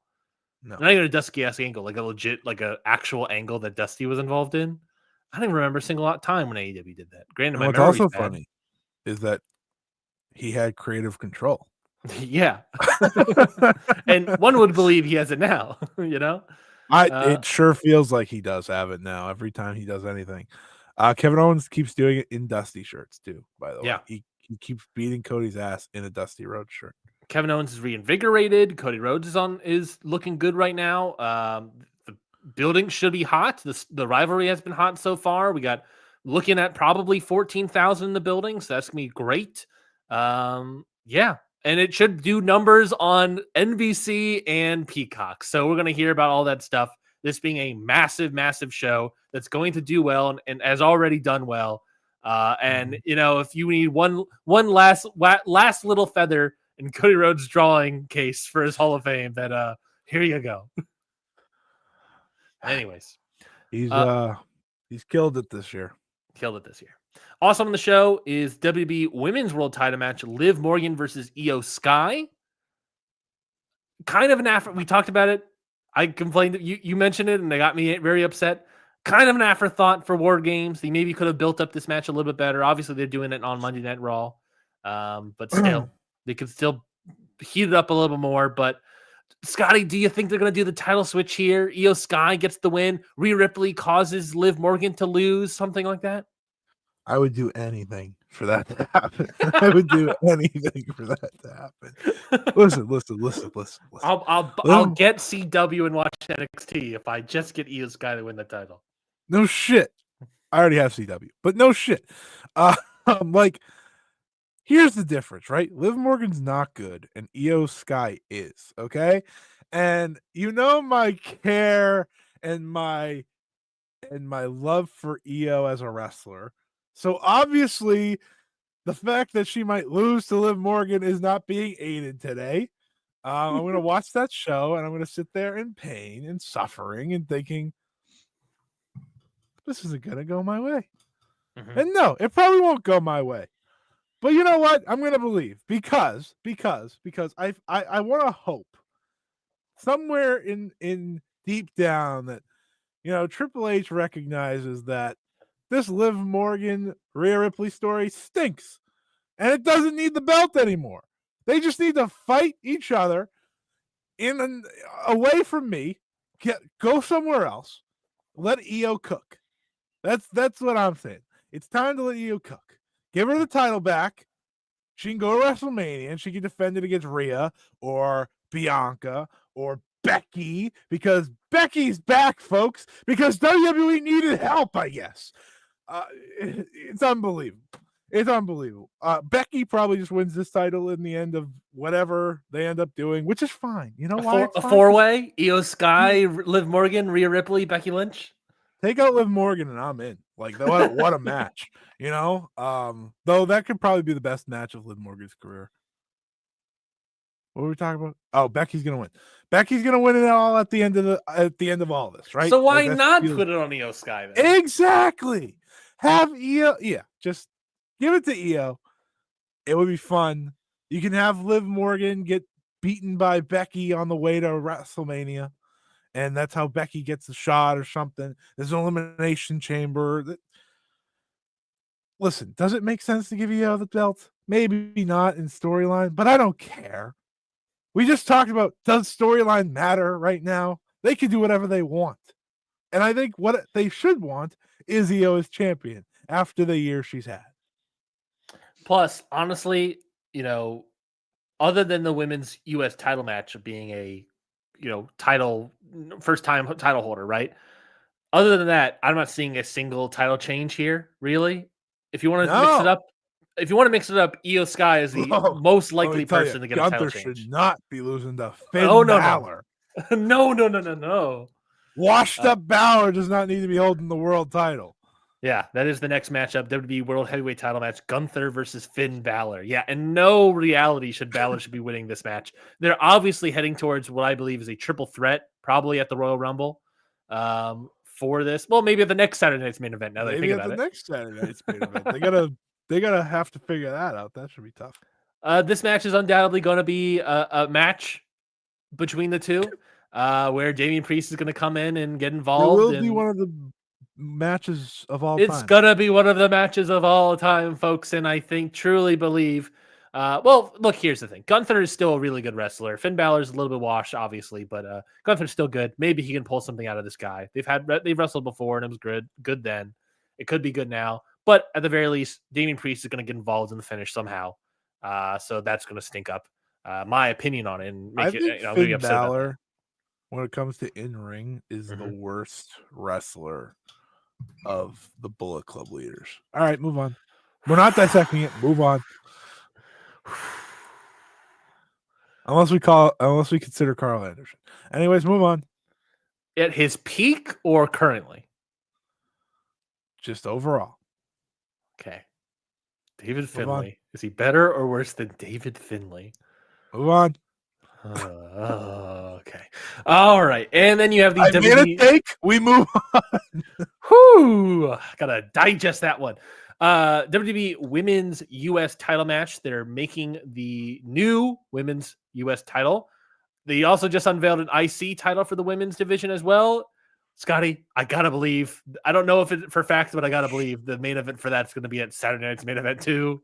Possibly. I don't know. That would be a good call. Or Netflix. I think they announced the bracket, so I got to see the bracket to see if they have the news there. But anyways, the finals of the tournament is taking place. We don't know who is going to be in it yet. We do know that the semifinals, which are set up for SmackDown December 13th, this Friday, it's going to be Bayley versus Chelsea Green and Tiffany Stratton versus Michin. So what is a drawing match for the U.S. title? Who do you think is going to win? Clearly, it's going to be Chelsea Green versus Michin. Woo! Who do you think is going to win the U.S. title, become the first ever inaugural women's U.S. title for WWE? I think they're going to give it to Bayley to establish it off the rip. Agreed. But for the 19th time since we've been doing this show, I will ask once again to give the belt to Tiffany Stratton. I've asked to give a belt to Tiffany Stratton like 7 times this year alone. And we haven't done it yet. And we're not going to do it here because she's going to cash in Money in the Bank soon enough. Bayley makes sense. You want to establish the title off the bat. Bayley and Tiffany should have a fine match. It's meaningful that Tiffany's there. They keep giving her the big spot. And eventually, and it also sets up a title match for her down the line. Though she seems like she's going babyface. I watched the ending of her win the other day. I know she was in her hometown, but it was very babyface everything she did, and I was like, interesting, especially because she is the heel heading into that match with Bayley, obviously, and against Mia Yim. I'm pretty sure Mia Yim's babyface. So it'll be interesting, but yeah, I'll probably be Bayley, which I get it. You want to, again, put name value to that title like they did once upon a time with the tag belts and Bayley. Yeah, it makes sense for Bayley as well. I fully agree with everything you just said. Bayley makes the most sense. You put it on an established star. Bayley makes sense. I agree. I think you should belt up Tiffany Stratton. However, with the whole Miss Money in the Bank storyline that they have going with her, the U.S. title would make sense for Tiffany Stratton here, but with that storyline, it doesn't actually make sense anymore. So that's the frustration. Right. I wouldn't be shocked if they give it to Bayley and then Bayley drops it to like Roxanne Perez. Oh, yeah, I wouldn't be shocked about that either because Roxanne's going to get demolished soon. Yeah, sure is. Top of the year. Yeah, so get excited for that. The women's intercontinental title, the tournament is already started. They do not have they have not revealed where the final will be held. So one would have to imagine that actually would be Saturday night's main event number 2, possibly for that one. So yeah, that's Saturday night's main event number 1, Nassau Veterans Memorial Coliseum, 14,000 probably strong for this show. I assume this is going to be our entire card. It's only a 2-hour special. So that's the good news, folks. These aren't pay-per-view length. Even though a pay-per-view will have one more match and be 4 hours long, this is 4 matches, 2 hours, in and we're out. Going to be quick. That makes me excited. They're going to be the best shows of the year for WWE for that reason alone. It certainly could be. They also previously also announced the second Saturday Night's Main Event here for that new NBC special contract. San Antonio, Texas, January 25th at the Frost Bank Center in San Antonio. Last time WWE ran the building was in March when they had 13,748 people. So it seems to me that this is going to be a bigger building, and they're going to try to get a crap ton of people in it again for Saturday Night's Main Event number 2, which all, for them to do that before the Rumble. 1 week before the Rumble. So to do that, they not only have to make this show a success, but then load up that show once again, knowing that the Rumble is the week They should benefit, though, because the Rumble does obviously have the 2 Rumble matches. Mm-hmm. So whatever is not going to make that card, you put on there instead of like SmackDown the day before, as they like to do. Yes. Yeah, I agree. Plus, you don't necessarily have to do a world title match on the Rumble, right? You can do it on Saturday Night's Main Event number 2. I'm guessing Cody does one, Gunther does the other. Possibly. I think that makes sense. If you can do the 3-way Gunther Priest Balor match at Saturday Night's Main Event or Royal Rumble, and then you'll probably, my guess would be Cody versus Kevin again, but some sort of stip attached. It depends how much of a draw they need, right? Like, is world title match enough, or do you need Cody in the match? That's a good point. It depends on what else will be on that card. Because the Rumble's matches sell themselves. They don't need Cody on that show. Mm-hmm. It would just be weird if he wasn't.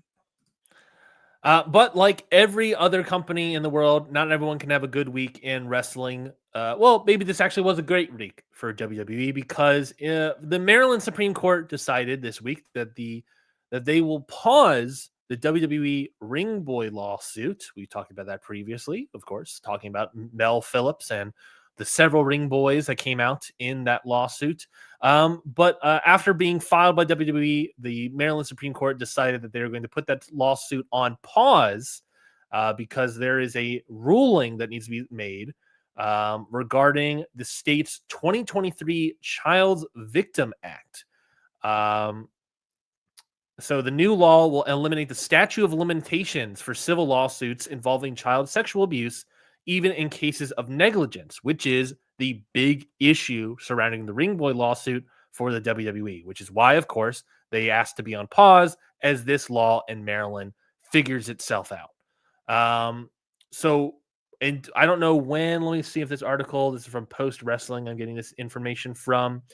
I don't know exactly when the 2023 Child Victims Act is getting voted on or signed. I'm guessing it's in the process for Maryland's Supreme Court or Maryland's law, government, state government. So we'll see. But yeah, for right now, another lawsuit paused. It paused by different outside circumstances for the WWE, so they can continue having their great year for WWE. So I don't know. Any big thoughts about it? I'm disappointed about it, but at the very least, we'll see what happens with this case. We'll see what happens with Maryland state government's decision on the law on the 2023 Child Victims Act, and then I guess we'll go from there.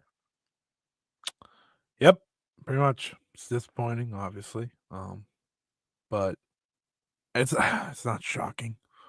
Feels like every time something involves WWE, something like this happens. So.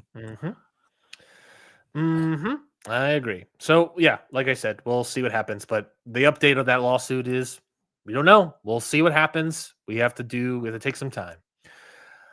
All right. Let's talk about it. This is All we have left on the show. We've actually been flying through the show. I'm kind of shocked how much. Of course it is. Why wouldn't it be the only thing we have left on this show? MLW's Eric Bischoff's One Shot and Eric Bischoff production. We have plenty of time to discuss, Scotty.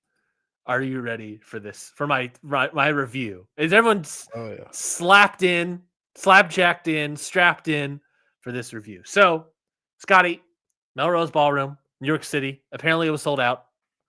No one knows how much money they made, what the gate was like, how many tickets sold. Who knows? No one knows. I don't think WrestleTix has any information on this. No, all year there's a couple different topics I want to talk about with this show, Scotty. I watched the whole thing. I know you didn't watch any of it, but I want to discuss this part. Year, no, I did not.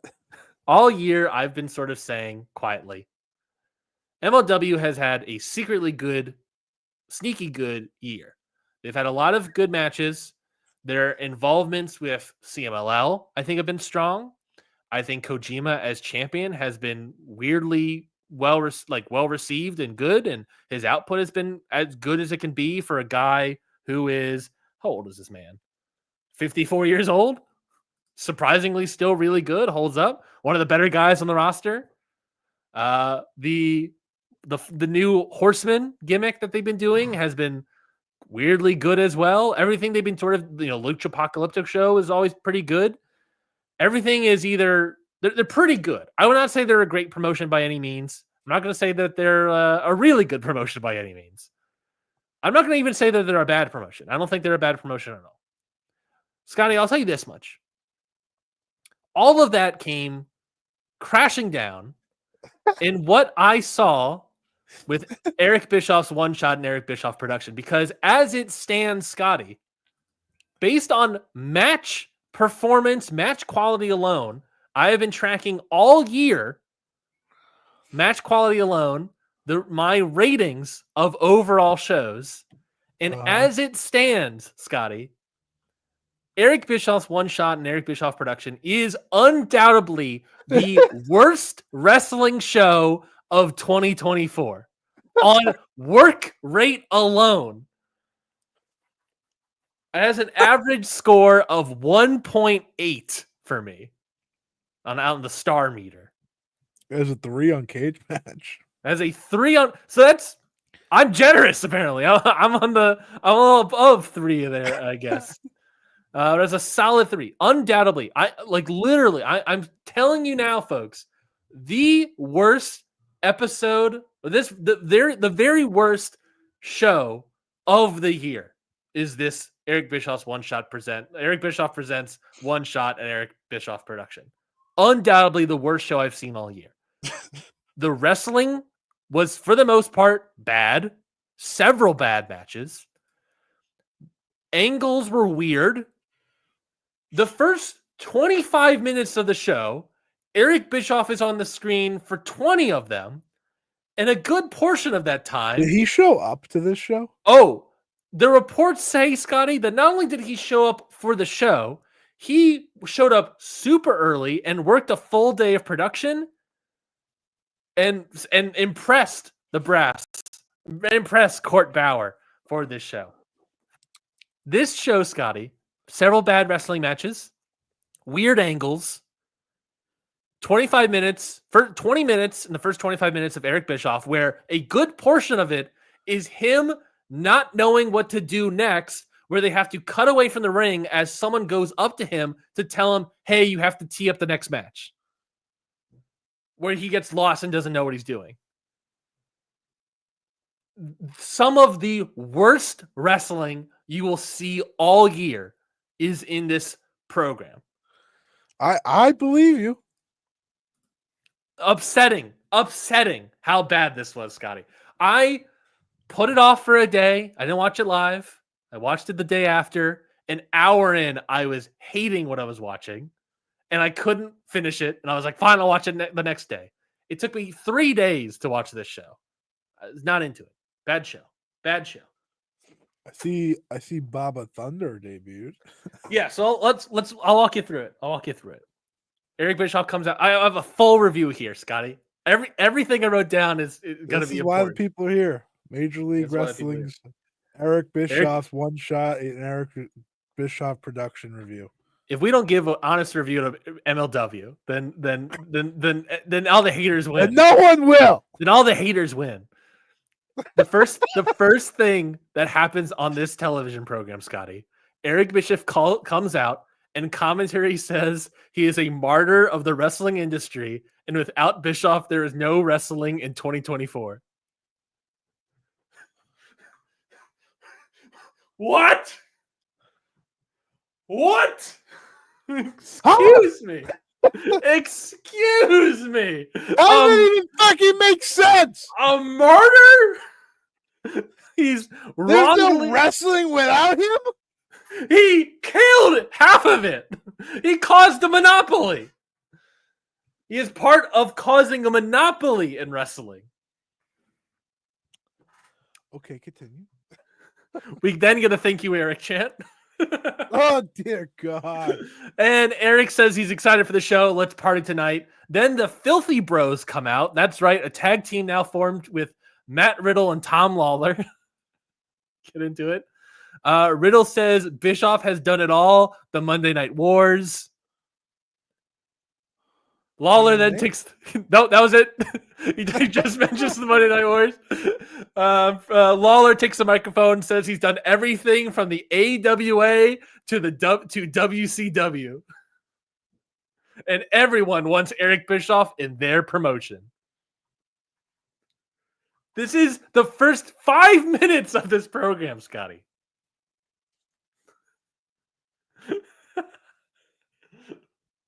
However, did you watch this? I don't know. However, Scotty, do you hate yourself? I'm going to ask you that like 4 times throughout this review. Possibly.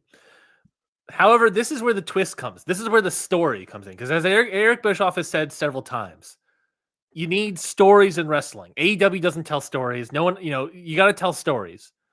So what's a good story that you can tell with Eric Bischoff right now? Well, this is where they tee it up. The Filthy Bros say it's a little sketchy that Eric Bischoff was in Orlando on Tuesday for NXT. They don't mention, no one mentions NXT, no one mentions WWE, but they think it's sketchy. Lawler asks if Eric Bischoff is an MLW to bankrupt the promotion like his last couple. So this is where we start teeing up the all show long storyline where Eric Bischoff, who, by the way, his response to that is that he's just here to have fun. The storyline for this entire episode is going to be that Eric Bischoff, why is he here? The fact that he's here is sketchy. Why is he here? He's not good on the industry, even though he's a martyr, and there will be no wrestling in 2024. Granted, that was the heel commentator, but still. That why is he here? There's got to be a reason.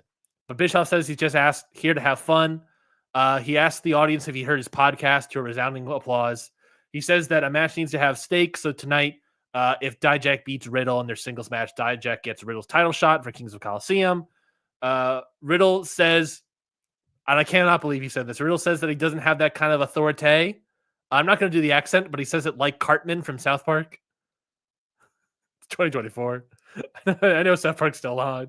Bischoff responds saying, bro. Riddle says that's little dong energy and then leaves. That was the opening 5 minutes of the show.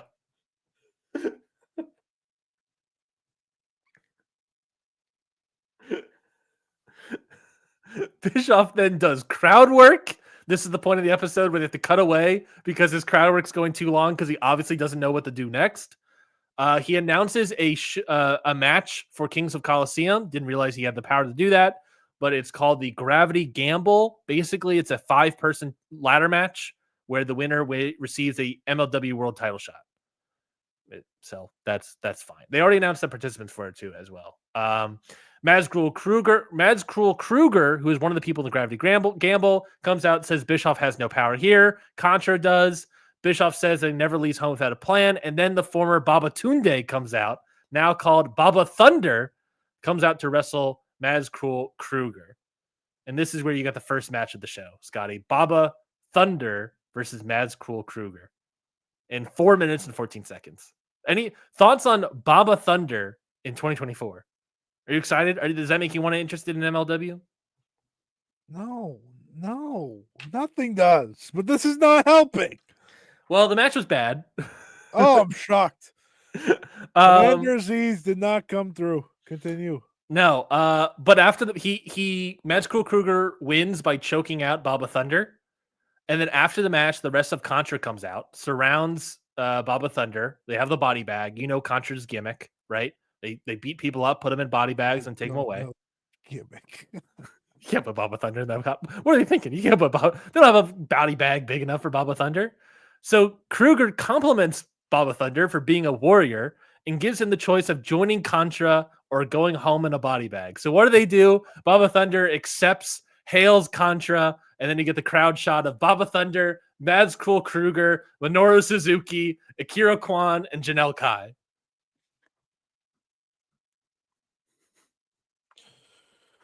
I hate this.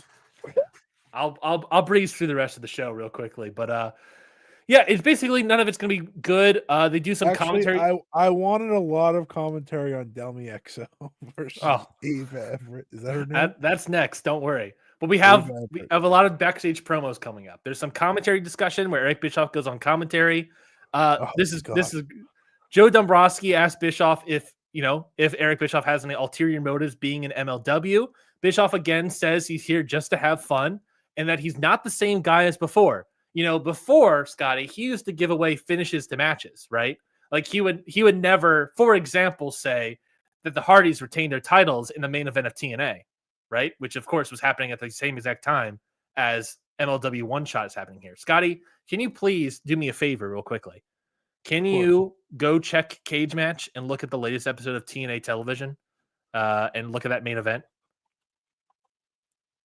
How the hell do I do that? Oh, how do you do that? Go to cagematch.com. No, was it the one that aired? Yeah, the one that just aired. Keep in mind, he says that the main event is the Hardys retaining their titles in TNA. What was that episode main event? This is going to a crashing halt, Scotty. Okay, so here's the problem. They don't have it in order. Because they only have the taping on here. If I'm not mistaken, I believe the episode has the main event being a multi-man tag, not the Hardys defending their titles. But alas, we will move forward. We will trudge forward. According to TNA's Twitter, hold on. They did have a title match. They did have a title match, but according to Cage Match, the main event was Frankie Kazarian and the Northern Armory defeat Eric Young, Jonathan Gresham, Mike Santana, and Steve Macklin. But alas, again, we'll move on forward. That bit did not work. Paul Walterhausen is in the back again. If you recall, Paul Walterhausen, actor, Emmy Award winner, Golden Globe winner, a wrestler for some reason. Worked on this movie. Worked on this movie. I was on set while he was on set as well. He was also the one that got Eric Bischoff to come into the program. He's also the one that showed up on that Ring of Honor show. Yeah, the boys. Do I still have that picture of him as the boys? Let's see. That was the worst thing of all time. I don't think. Yeah, we should have known Ring of Honor was dead then. Yeah, that's a good point. But yeah, anyways, he comes out. They have a backstage promo where Eric Bischoff introduces himself to PWH, even though they already met. Bischoff then books Paul Walterhausen as the lover for the Easy Roulette tag team match later in the show. And then you get the best part of the entire episode, Scotty. Alex Kane, Boomaye Fight Club comes out, and immediately he starts doing a shoot promo on Eric Bischoff, or maybe a work shoot promo. Eric Bischoff just stands there taking it. Alex Kane asks why Eric Bischoff is here, calls him a parasite to professional wrestling. He then says, Bischoff's defense is that Kane reads too much time reading the dirt sheets. Kane says no, and he runs Eric Bischoff down again. He then says that he then basically calls Eric Bischoff a colonizer, just like his forefathers were. He literally says this to Eric Bischoff, and Eric Bischoff at that point grabs Alex Kane on the shoulder to, I'm going to guess, signal him to, all right, you're done. We're done here. We're done with this bit. And then he leaves, and that's pretty much it as we get to that. So real good stuff. Ava Everett versus Delmi Exo. I had no notes on this match, Scotty. I hate to say it, but I thought this match was incredibly boring. What was my rating? What was my match rating here? By the way, the first match got a 1.5 out of me. This match got a 1.75. That's improvement. That's improvement. But the match was incredibly boring. There's 15 years of experience between these two wrestlers.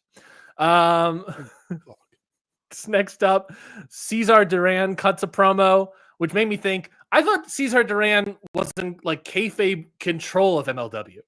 Like, I thought he was in charge of MLW. How does Eric Bischoff have any say here? Who is Court Bauer? I can't even believe this guy's still around. I can't believe he is like, Delmi Exo is part of his faction. And so is Mystico, by the way. They're all the luchadors are part of his faction. So it's very interesting. Anyways, we get some interactions between Cesar Duran and Eric Bischoff. This is really bad. Cesar Duran wants to know if Eric Bischoff wants some HLA. Eric Bischoff says that because of the politically correct environment, which, by the way, who the fuck just won the presidency? Politically correct environment that doesn't exist anymore. Who just fucking wanted to be president? It doesn't exist anymore. But he says that because of the politically correct environment that he shouldn't have any HLA. Duran, of course, is confused because he meant hot lucha action, which is why he booked Mystico. Bischoff says that he respects the lucha libre tradition and the whole mask, this is a quote, but he thinks that the whole mask thing is outdated. They're playing into the fact that he doesn't respect luchadors in WCW, and they mention it on commentary a shit ton about how he forced Rey Mysterio booked Rey Mysterio to lose his mask in WCW. And so that's what they're doing here. The MLW middleweight title match between Trevor Lee and Mystico is now a title versus mask match.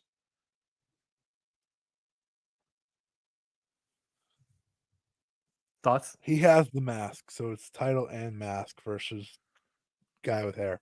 Good point. Well, no, he is. Yeah, you're right. Title and mask versus guy versus caveman. Even though he doesn't have the hair anymore. You then get the fan choice match between Bobby Fish and Alex Kane. The fans choose a UWFI rules match, which very confusing. The crowd got instantly bored. Bobby Fish wins. Bobby Fish goes for a roll-up, but there's no pinfalls in this match. Alex Kane wins by knockout. After the match, Eric Bischoff gets on the screen and fires Alex Kane because he woke up this morning thinking, quote, he should fire somebody. And the one person he fired was an African-American individual, something that there is controversy regarding him and African-American wrestlers and individuals from WCW many moons ago. There was even a lawsuit about it. So just want to point that out, that he felt like he needed to be a big man, show up and fire somebody, because that's how you know you're in control. And so he fires Alex Kane. He's really crushing it on this show, huh? He's all over this show. All over it, Scotty. It is called Eric Bischoff's One Shot 2024 and Eric Bischoff production. And this is the thing, Scotty. He's all over this show. This is the last time we'll see him. That's a good thing. We're halfway through it, and he's no longer going to be on the rest of the show. So next up, you get Mystico versus Trevor Lee. Genuinely a good match. I went 3 stars on it. I thought it was a really good underneath babyface performance from Mystico. You know, there was some like fluidity, chemistry issues between the two, just because like they've never freaking wrestled each other, and one's from Mexico and one's works the U.S. Indies and just coming back from the WWE style wrestling. But I thought it was like genuinely a good match. If there was any recommendation, it would be Mystico versus Trevor Lee here. If that sort of intrigues you at all. But I thought it was a good match, a genuinely good match here between Mystico and Trevor Lee. The entire match is basically Trevor Lee working heel, kind of, but just like the first maybe, how long was this match? 15 minutes? The first maybe 7 to 8 minutes of this match, Scotty, is Trevor Lee just beating down Mystico. and then Mystico ultimately slowly getting the comeback. It was a really good effort. I actually thought the match was really good, pretty good. So yeah, again, my recommendation from the show is Mystico versus Trevor Lee. Afterwards, Cesar Duran comes out, cuts a promo on Eric Bischoff for failing to stop Mystico and says there will be consequences. We don't know what those consequences will be. You then have Matt Riddle versus Dijak. This is now for Matt Riddle's title shot against Kojima at Kings of Coliseum. Match ends in disqualification. Fine match, 2.5 stars, whatever. Nothing totally interesting here. I think it was a cheap way to book Dijak as strong, but still have Riddle win and do the title shot at Kings of Coliseum. I say just don't book the match. However, this is probably going to set up Matt Riddle versus Dijak for the MLW World title down the line, because I fully think Matt Riddle is winning the MLW World title from Kojima in the new year. So you've now built up Dijak versus Riddle in a match that ended in a DQ, in a match that was 2.5 stars. So does that, Scotty, does that get you excited for Dijak versus Riddle for the world title? Not even remotely. No, because again, the show had bad angles and boring matches that don't make me excited to watch any more MLW coming to the news. I don't want to be that guy. I just gotta speak up here. This is MLW. What did you expect? I have seen good wrestling for the majority of shows. You see good wrestling all year. I know you can see it everywhere, and that's why I'm watching it here. I'm watching an MLW, right? Well, you're not. Not on this show. I'll tell you. I agree. Not on this show. I'm saying, Scotty, that based MLW on cage match, there's a worse match to come. Oh yeah. I want to be clear. Don't take this one show review as indicative of MLW's entire year. A big part of their year being really well is the CMLL involvement and the New Japan involvement, right? A big part of the year from behind the scenes was what's his name? Not Alex Marvez. What was his name? Alex Marvez. What was the guy's name? Highest rated show this year is 6.58. Yeah, Super fight. Pretty good show. 6.58, a pretty good show. Who's that guy? He used to be the NWA commentator.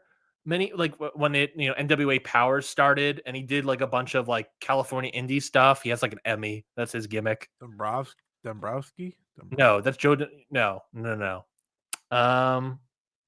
Marquez? Alex Marquez? Sounds right. Maybe something like that. He was working a lot behind the scenes for MLW most of the year, and I think he did a big part of it. He also revved up a lot of their production stuff. There was that story like last month where he just left the company after production truck issues, which he helped bring on, like production trucks for MLW. So like they were doing interesting stuff this year. And then it all comes crashing down to this really one bad show. I don't want to say that this show is indicative of MLW's year of 2024, but it is a horrendous way to end what I thought was a good enough year for a small, basically indie company. I'm back. And I'm better than ever. Better rating for NXT than Dynamite this week, so who knows? Got a knack. Next up is the Easy E. Things shittier.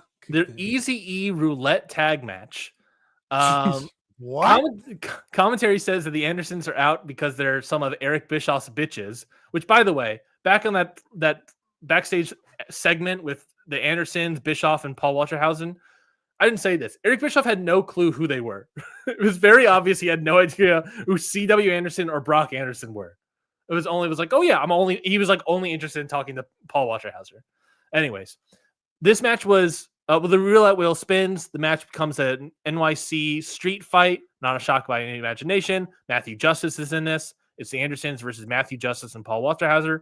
This match is abysmal. This match sucked. It was really bad. Paul Walterhausen botches climbing the second rope to do the 10 punches to the head gimmick. He messes up getting to the second rope, and then has to do it again. They brawl on the stage with shitty weapons and shitty weapon shots. It's just awful. Justice knows it's bad. He typically puts in work on these type of matches, Scotty. He does a horrendous, super safe dive from the top of the ring post through a table on the outside, where basically he just falls off, with his knee in front of him, so his knee takes all the brunt instead of his actual body. So just really bad. Paul Walterhausen, I don't know how. This was the first match I've ever seen him in. Horrendously bad at wrestling. Finishes that he hits an exposed turnbuckle, and Brock Aronson rolls him up for a pin. So sort of a shitty win, even though PWH gets pinned. Sort of, I thought, a shitty way to protect him a little bit. But bad match. I went 1 star. This is a 1-star match. This was actively bad. Actively bad. 1 star. How often do I give out 1 stars in this program, Scotty? Not a lot, if at all. Main event, MLW World Tag Team title match. Akira Kwan and Minoru Suzuki defend the titles against Satoshi Kojima and Okamura. This match is fully what you expect. Suzuki and Kojima are the best ones in the ring.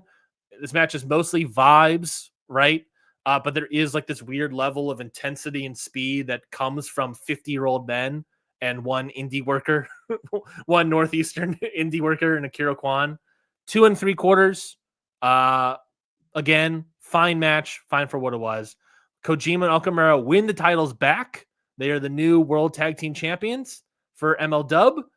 They get the big dub in the main event as he goes into, I guess, the next holiday recorded show, defend his title against Ultimo Guerrero. So I guess get excited for that. The crowd throws bread in the ring for the title change. So real celebration of Bread Club to end the show for MLW One Shot.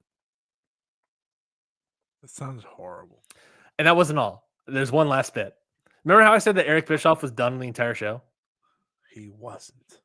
We have an Avengers-esque post-credit scene where Eric Bischoff is outside on the phone with somebody. We don't know who. He's holding documents that say MLW on them. And he says stuff like, he's got confidential documents. He says he's got them. He's going to guard them with his life.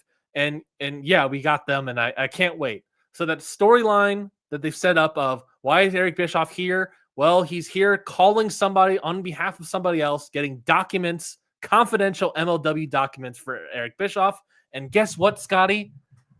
There is a report that Eric Bischoff impressed MLW brass and Court Bauer so much. And if you could not tell based off of the positive report and cannot tell from the show closing angle, part of that report, I believe from Fightful, is that Eric Bischoff will return to MLW at some point in the future. Are you excited for MLW in the future? Because Eric Bischoff is now going to be a recurring character. I'd like to start our year-end review and what we're going to talk about in the new year by saying we're not watching MLW. MLW for me, here's the thing. Not a bad promotion this year. Again, I've been saying it all through my review. Not a bad promotion this year. And a promotion that, for the most part, Scotty, is like an easy 2-hour watch. Again, like Saturday night's main event. An easy 2-hour watch. You're not going to see great wrestling, but if you want to see some like comparable wrestling, you throw on MLW and you watch it. I've enjoyed it more than I've sort of enjoyed TNA.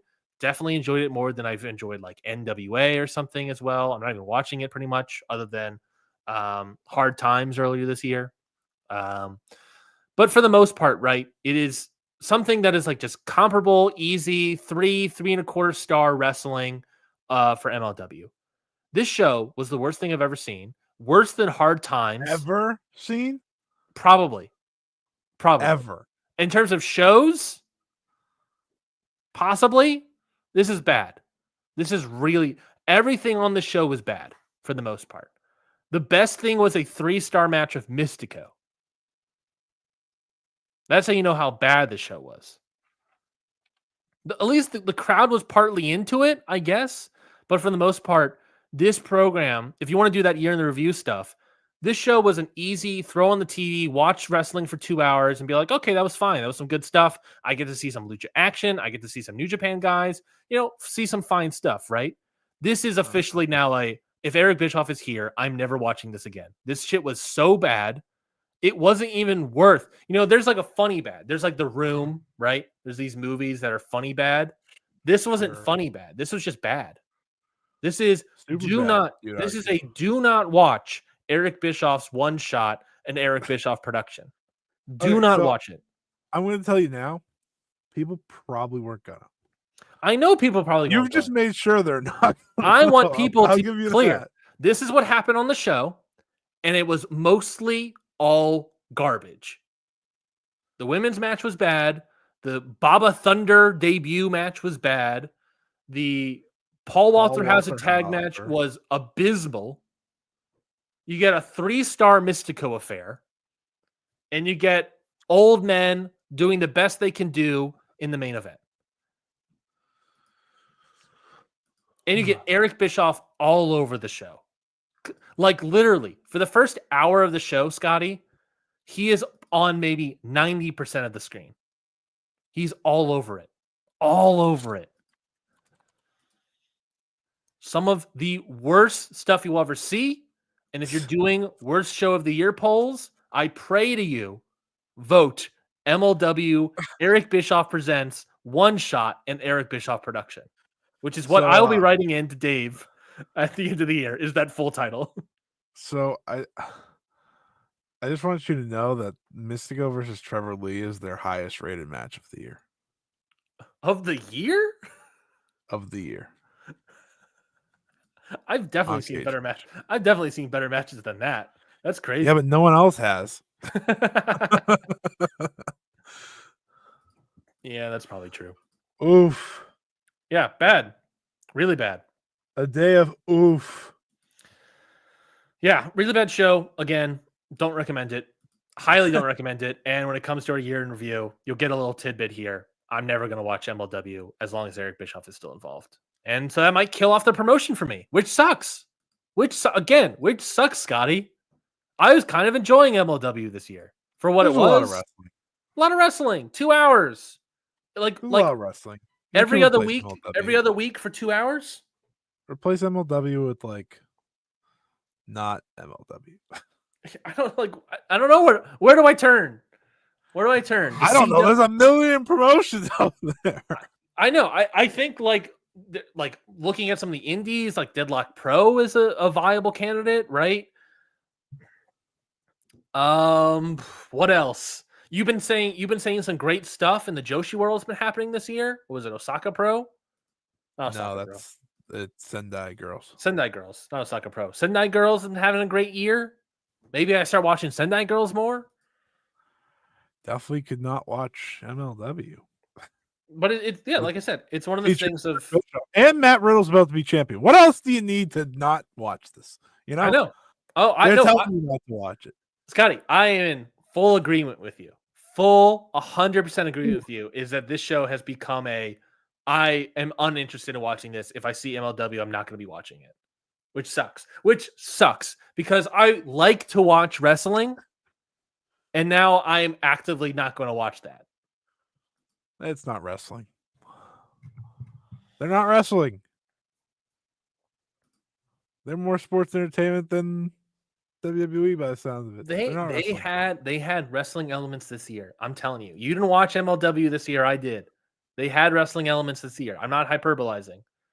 Maybe you can watch GCW again. No. No, I'm not watching GCW again. I just need that I just need that to be heard. You will not watch GCW, but MLW sparked something. I'm sure they had a little good wrestling in GCW, right? Mm-hmm. They run a lot more though. Yeah, that's what I'm saying. Like GCW runs 2-3 hour shows twice a weekend, right? MLW 2 hours every other week, right? That's an easy. The GCW Hammerstein show could win you over. We'll find out. We'll find out next year on Ring Post Radio and see if that show wins me over. But yeah, it's disappointing. And my big thing here is that MLW is not a bad promotion in my eyes. Now they are. Now they are. Not. Well, now they are. But this year was a good year, a solid year for them, and now they ended it with dropping the biggest stinker I've ever seen. And it's disappointing. And you don't want to the walls feel like Scotty. For us, the walls feel like they're caving in a little bit of wrestling viewing. A lot of promotions are cold. WWE is red hot. Weirdly enough, WWE is also running like solid storylines right now. I can name 3 storylines right now that are pretty solid in WWE that I'm enjoying. That's not that surprising. That's like the one thing they do. They tell stories. But that they point might of, not like, all be good, but they as do. someone that enjoys wrestling over sports entertainment, WWE is looking at somebody that's like doing interesting wrestling. Yeah. And AEW is struggling a lot. I'm still enjoying it, but AEW is struggling a lot. MLW is now a hard no. NWA is something that, like, no, I'm not going to watch, obviously. Japan is ice cold as well. You know, all Japan's running hot. They're doing good attendance numbers, but they got Davey Boy Smith as champion, which is weird. I'm still going to watch Noah and All Japan and New Japan, all this stuff, but and I, like I said, New Japan, I've been singing the praises of David Finlay all year, but they've been ice cold. All Japan has been interesting. Yuma Ansai's reign was good. Final though. Apparently, yeah. Apparently, hot tag league final. Noah finally pushing young guys. Went an entire year without pushing an old person. Thank God. They've learned how to control themselves. Like, there are positives on these other promotions, but like everyone else is cold, and it's hard to find like good wrestling. And just like, oh, here's a promotion that was like serviceable every other week, 2 hours, and now it's garbage. I'm not going to watch it anymore.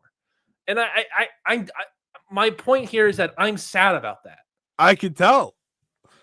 I know you don't care about MLW, and I know no one cares about MLW. And I'm not saying I loved MLW.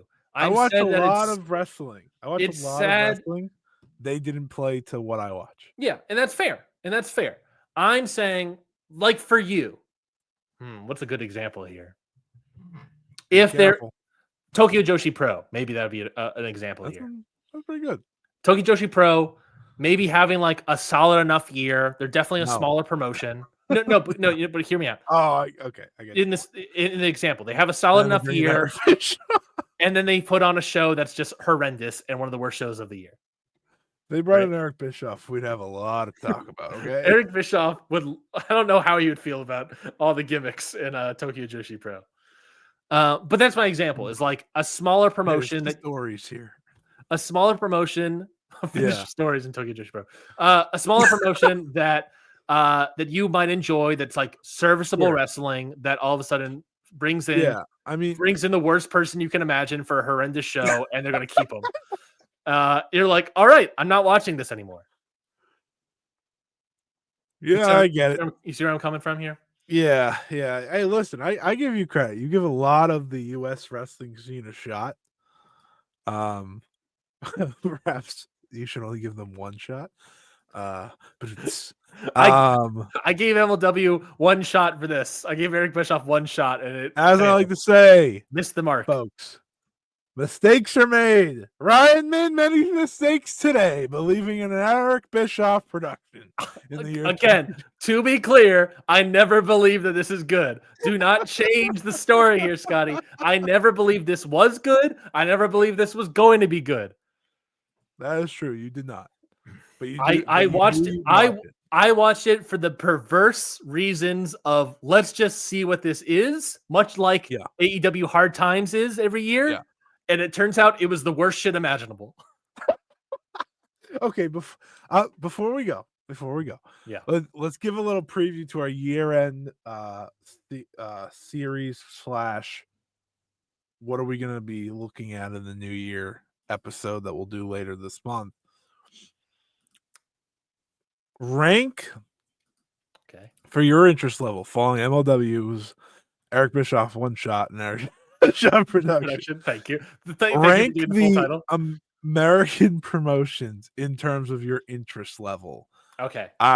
So I'll do this. So here's your promotions. Okay. Yeah. MLW, the NWA, TNA, All Elite Wrestling. Yep. WWE. Yep. I guess Ring of Honor. Sure. We'll put NXT in there too. Sure.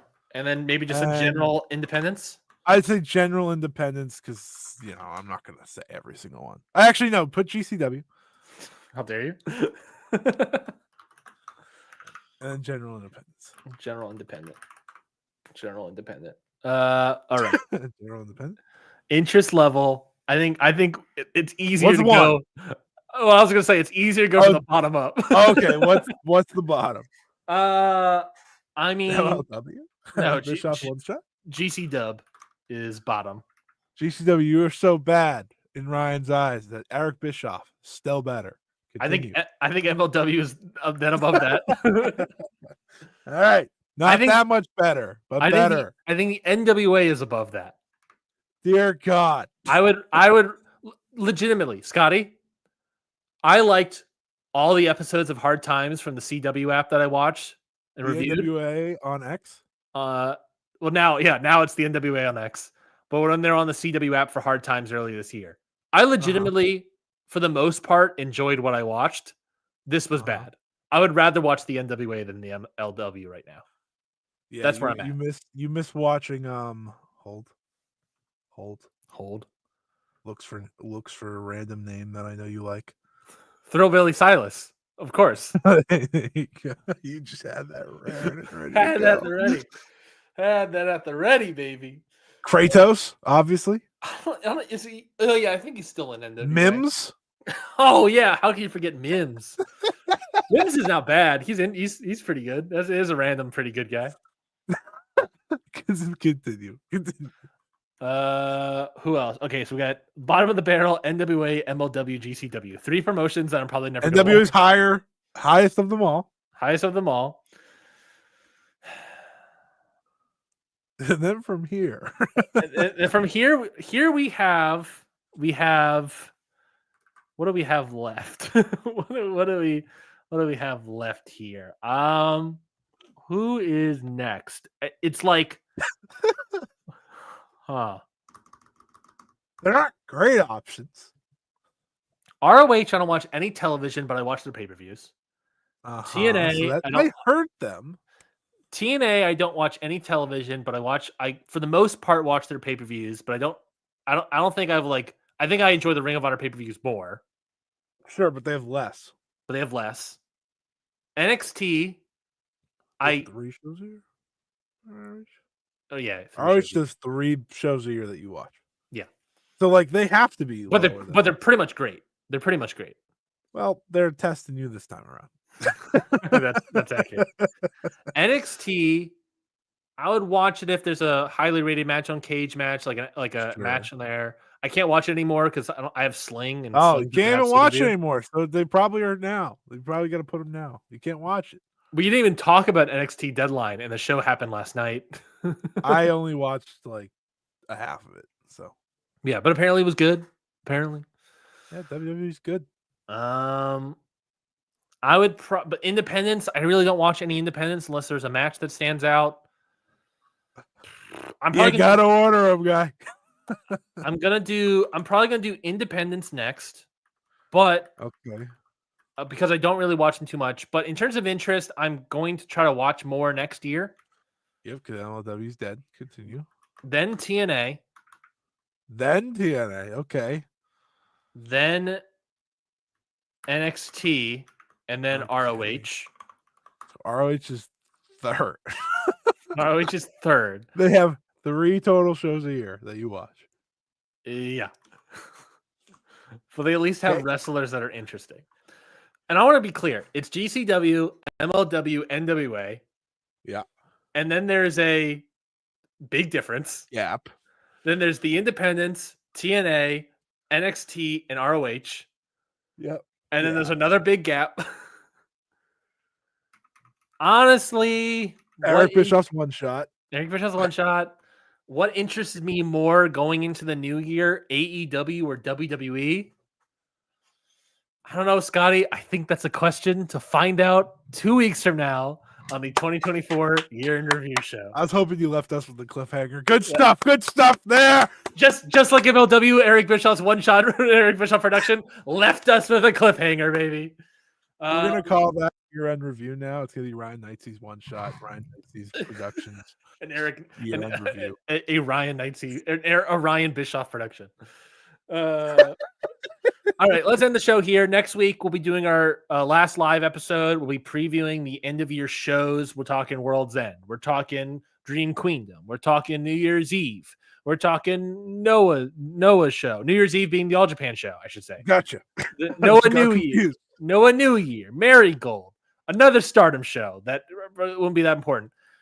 I don't actually know if we'll preview New Japan, Wrestle Kingdom, or Wrestle Dynasty. Because we're going to talk. Not. We'll talk a little bit about them. Yeah, we might mention them very quickly, talk about it very briefly, but we'll go way more in depth with Chris Samsa. And I think that's everything. And then we'll probably review Saturday night's main event as well, maybe the CML show as well. So we got a lot to talk about next week. Probably going to be a 3-hour show next week, so strap in for that. The week after that will be our 2024 year in review show, where we'll go through all the sort of promotions, talk about what worked, what didn't work, MLW, what they can change to fix things, what they could do to be better, and give our thoughts about what we're interested in, what we sort of want to happen moving forward into 2025. What we're loading up on for the new year. That's correct. What we're going to plan to talk about.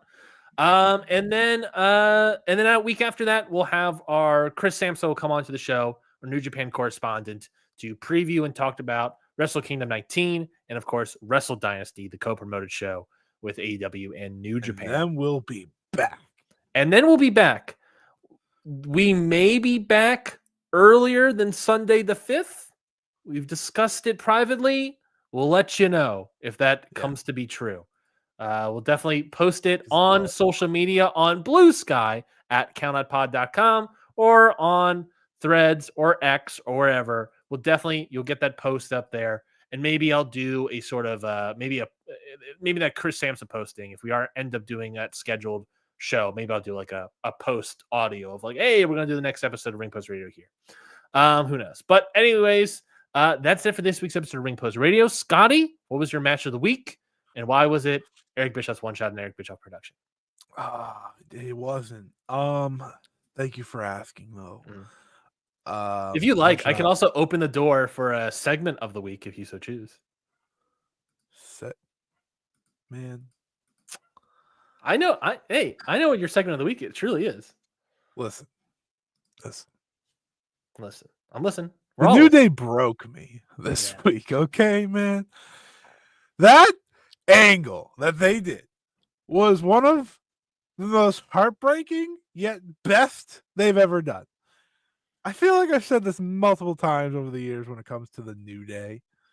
When they're in their bag, when all three are connected and involved, it's magic. Because they are Hall of Famers. They are Hall of Fame worthy talent. Wink, wink, nudge, nudge, Dave. And that angle was absolutely incredible. It broke me in every which way. I had said last weekend, I was like, I'm really excited for the New Day reunion. I want to feel something watching wrestling for the first time in a while. And boy, oh boy, did I bite off more than I could chew, folks. But what a segment. They left Big E in the dust and destroyed you. Broken. But listen, when he comes back, a tear might legitimately be shed because he has to come back. I don't think he's going to go away. I think no, he can't. I think the storyline will be interesting. Me is that he just is constantly around them, constantly trying to involve himself in their heel tactics. Not in terms of being a heel, but sort of us trying to stop them. You know what I mean? I think that's the story. That makes sense to me. I think I'm going to be in pain either way. That's what I think. Gonna be emotional ride. My match of the week happened today, so I'll just say it. Dash Chisako versus Meiko Satomura. Meiko Satomura, your new Sendai Girls World Champion, to wrap up her career here, winning the world title for a second time and setting up her inevitable loss to Chihiro Hashimoto at Yoyogi in March, which is a pretty big building for them. So be interested to see how that goes. But they've already set that match up. See, AEW, you can plan matches ahead of time. Sendai Girls is months ahead of time. No, just kidding. They have to do that, and it's the smart decision to do it. And it wasn't a secret, so that's also why they did it. But yeah, that was very, very good. Hard hitting. Mako's still very, very good. Can't believe she's retiring. Thank you for listening. It sounds like she's leaving all out on the canvas here. She is. She even took a table spot, which was shocking. She took a dash table spot, which I was like, oh, she's all the way in for her last run, which is both great and kind of sad because, too many people retiring. That's true. Like I said, you can follow us on Blue Sky at countoutpod.com. You can follow us on Patreon, patreon.com/countoutpod. A lot of good content there. A lot of new content coming in the new year. Hustle, loyalty, retrospect in the pipeline for sure. Talking about the career of John Cena in that new year.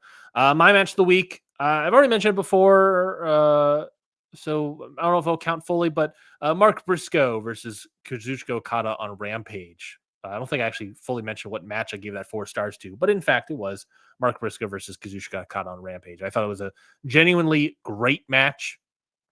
I thought it was the best match of the Continental Classic so far up to that point.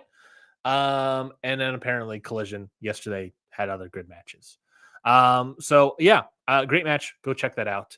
That is it, I believe, for us this week on Ring Post Radio. And so until next week, we'll bid you all adieu and we'll say goodbye for now. Goodbye, everybody.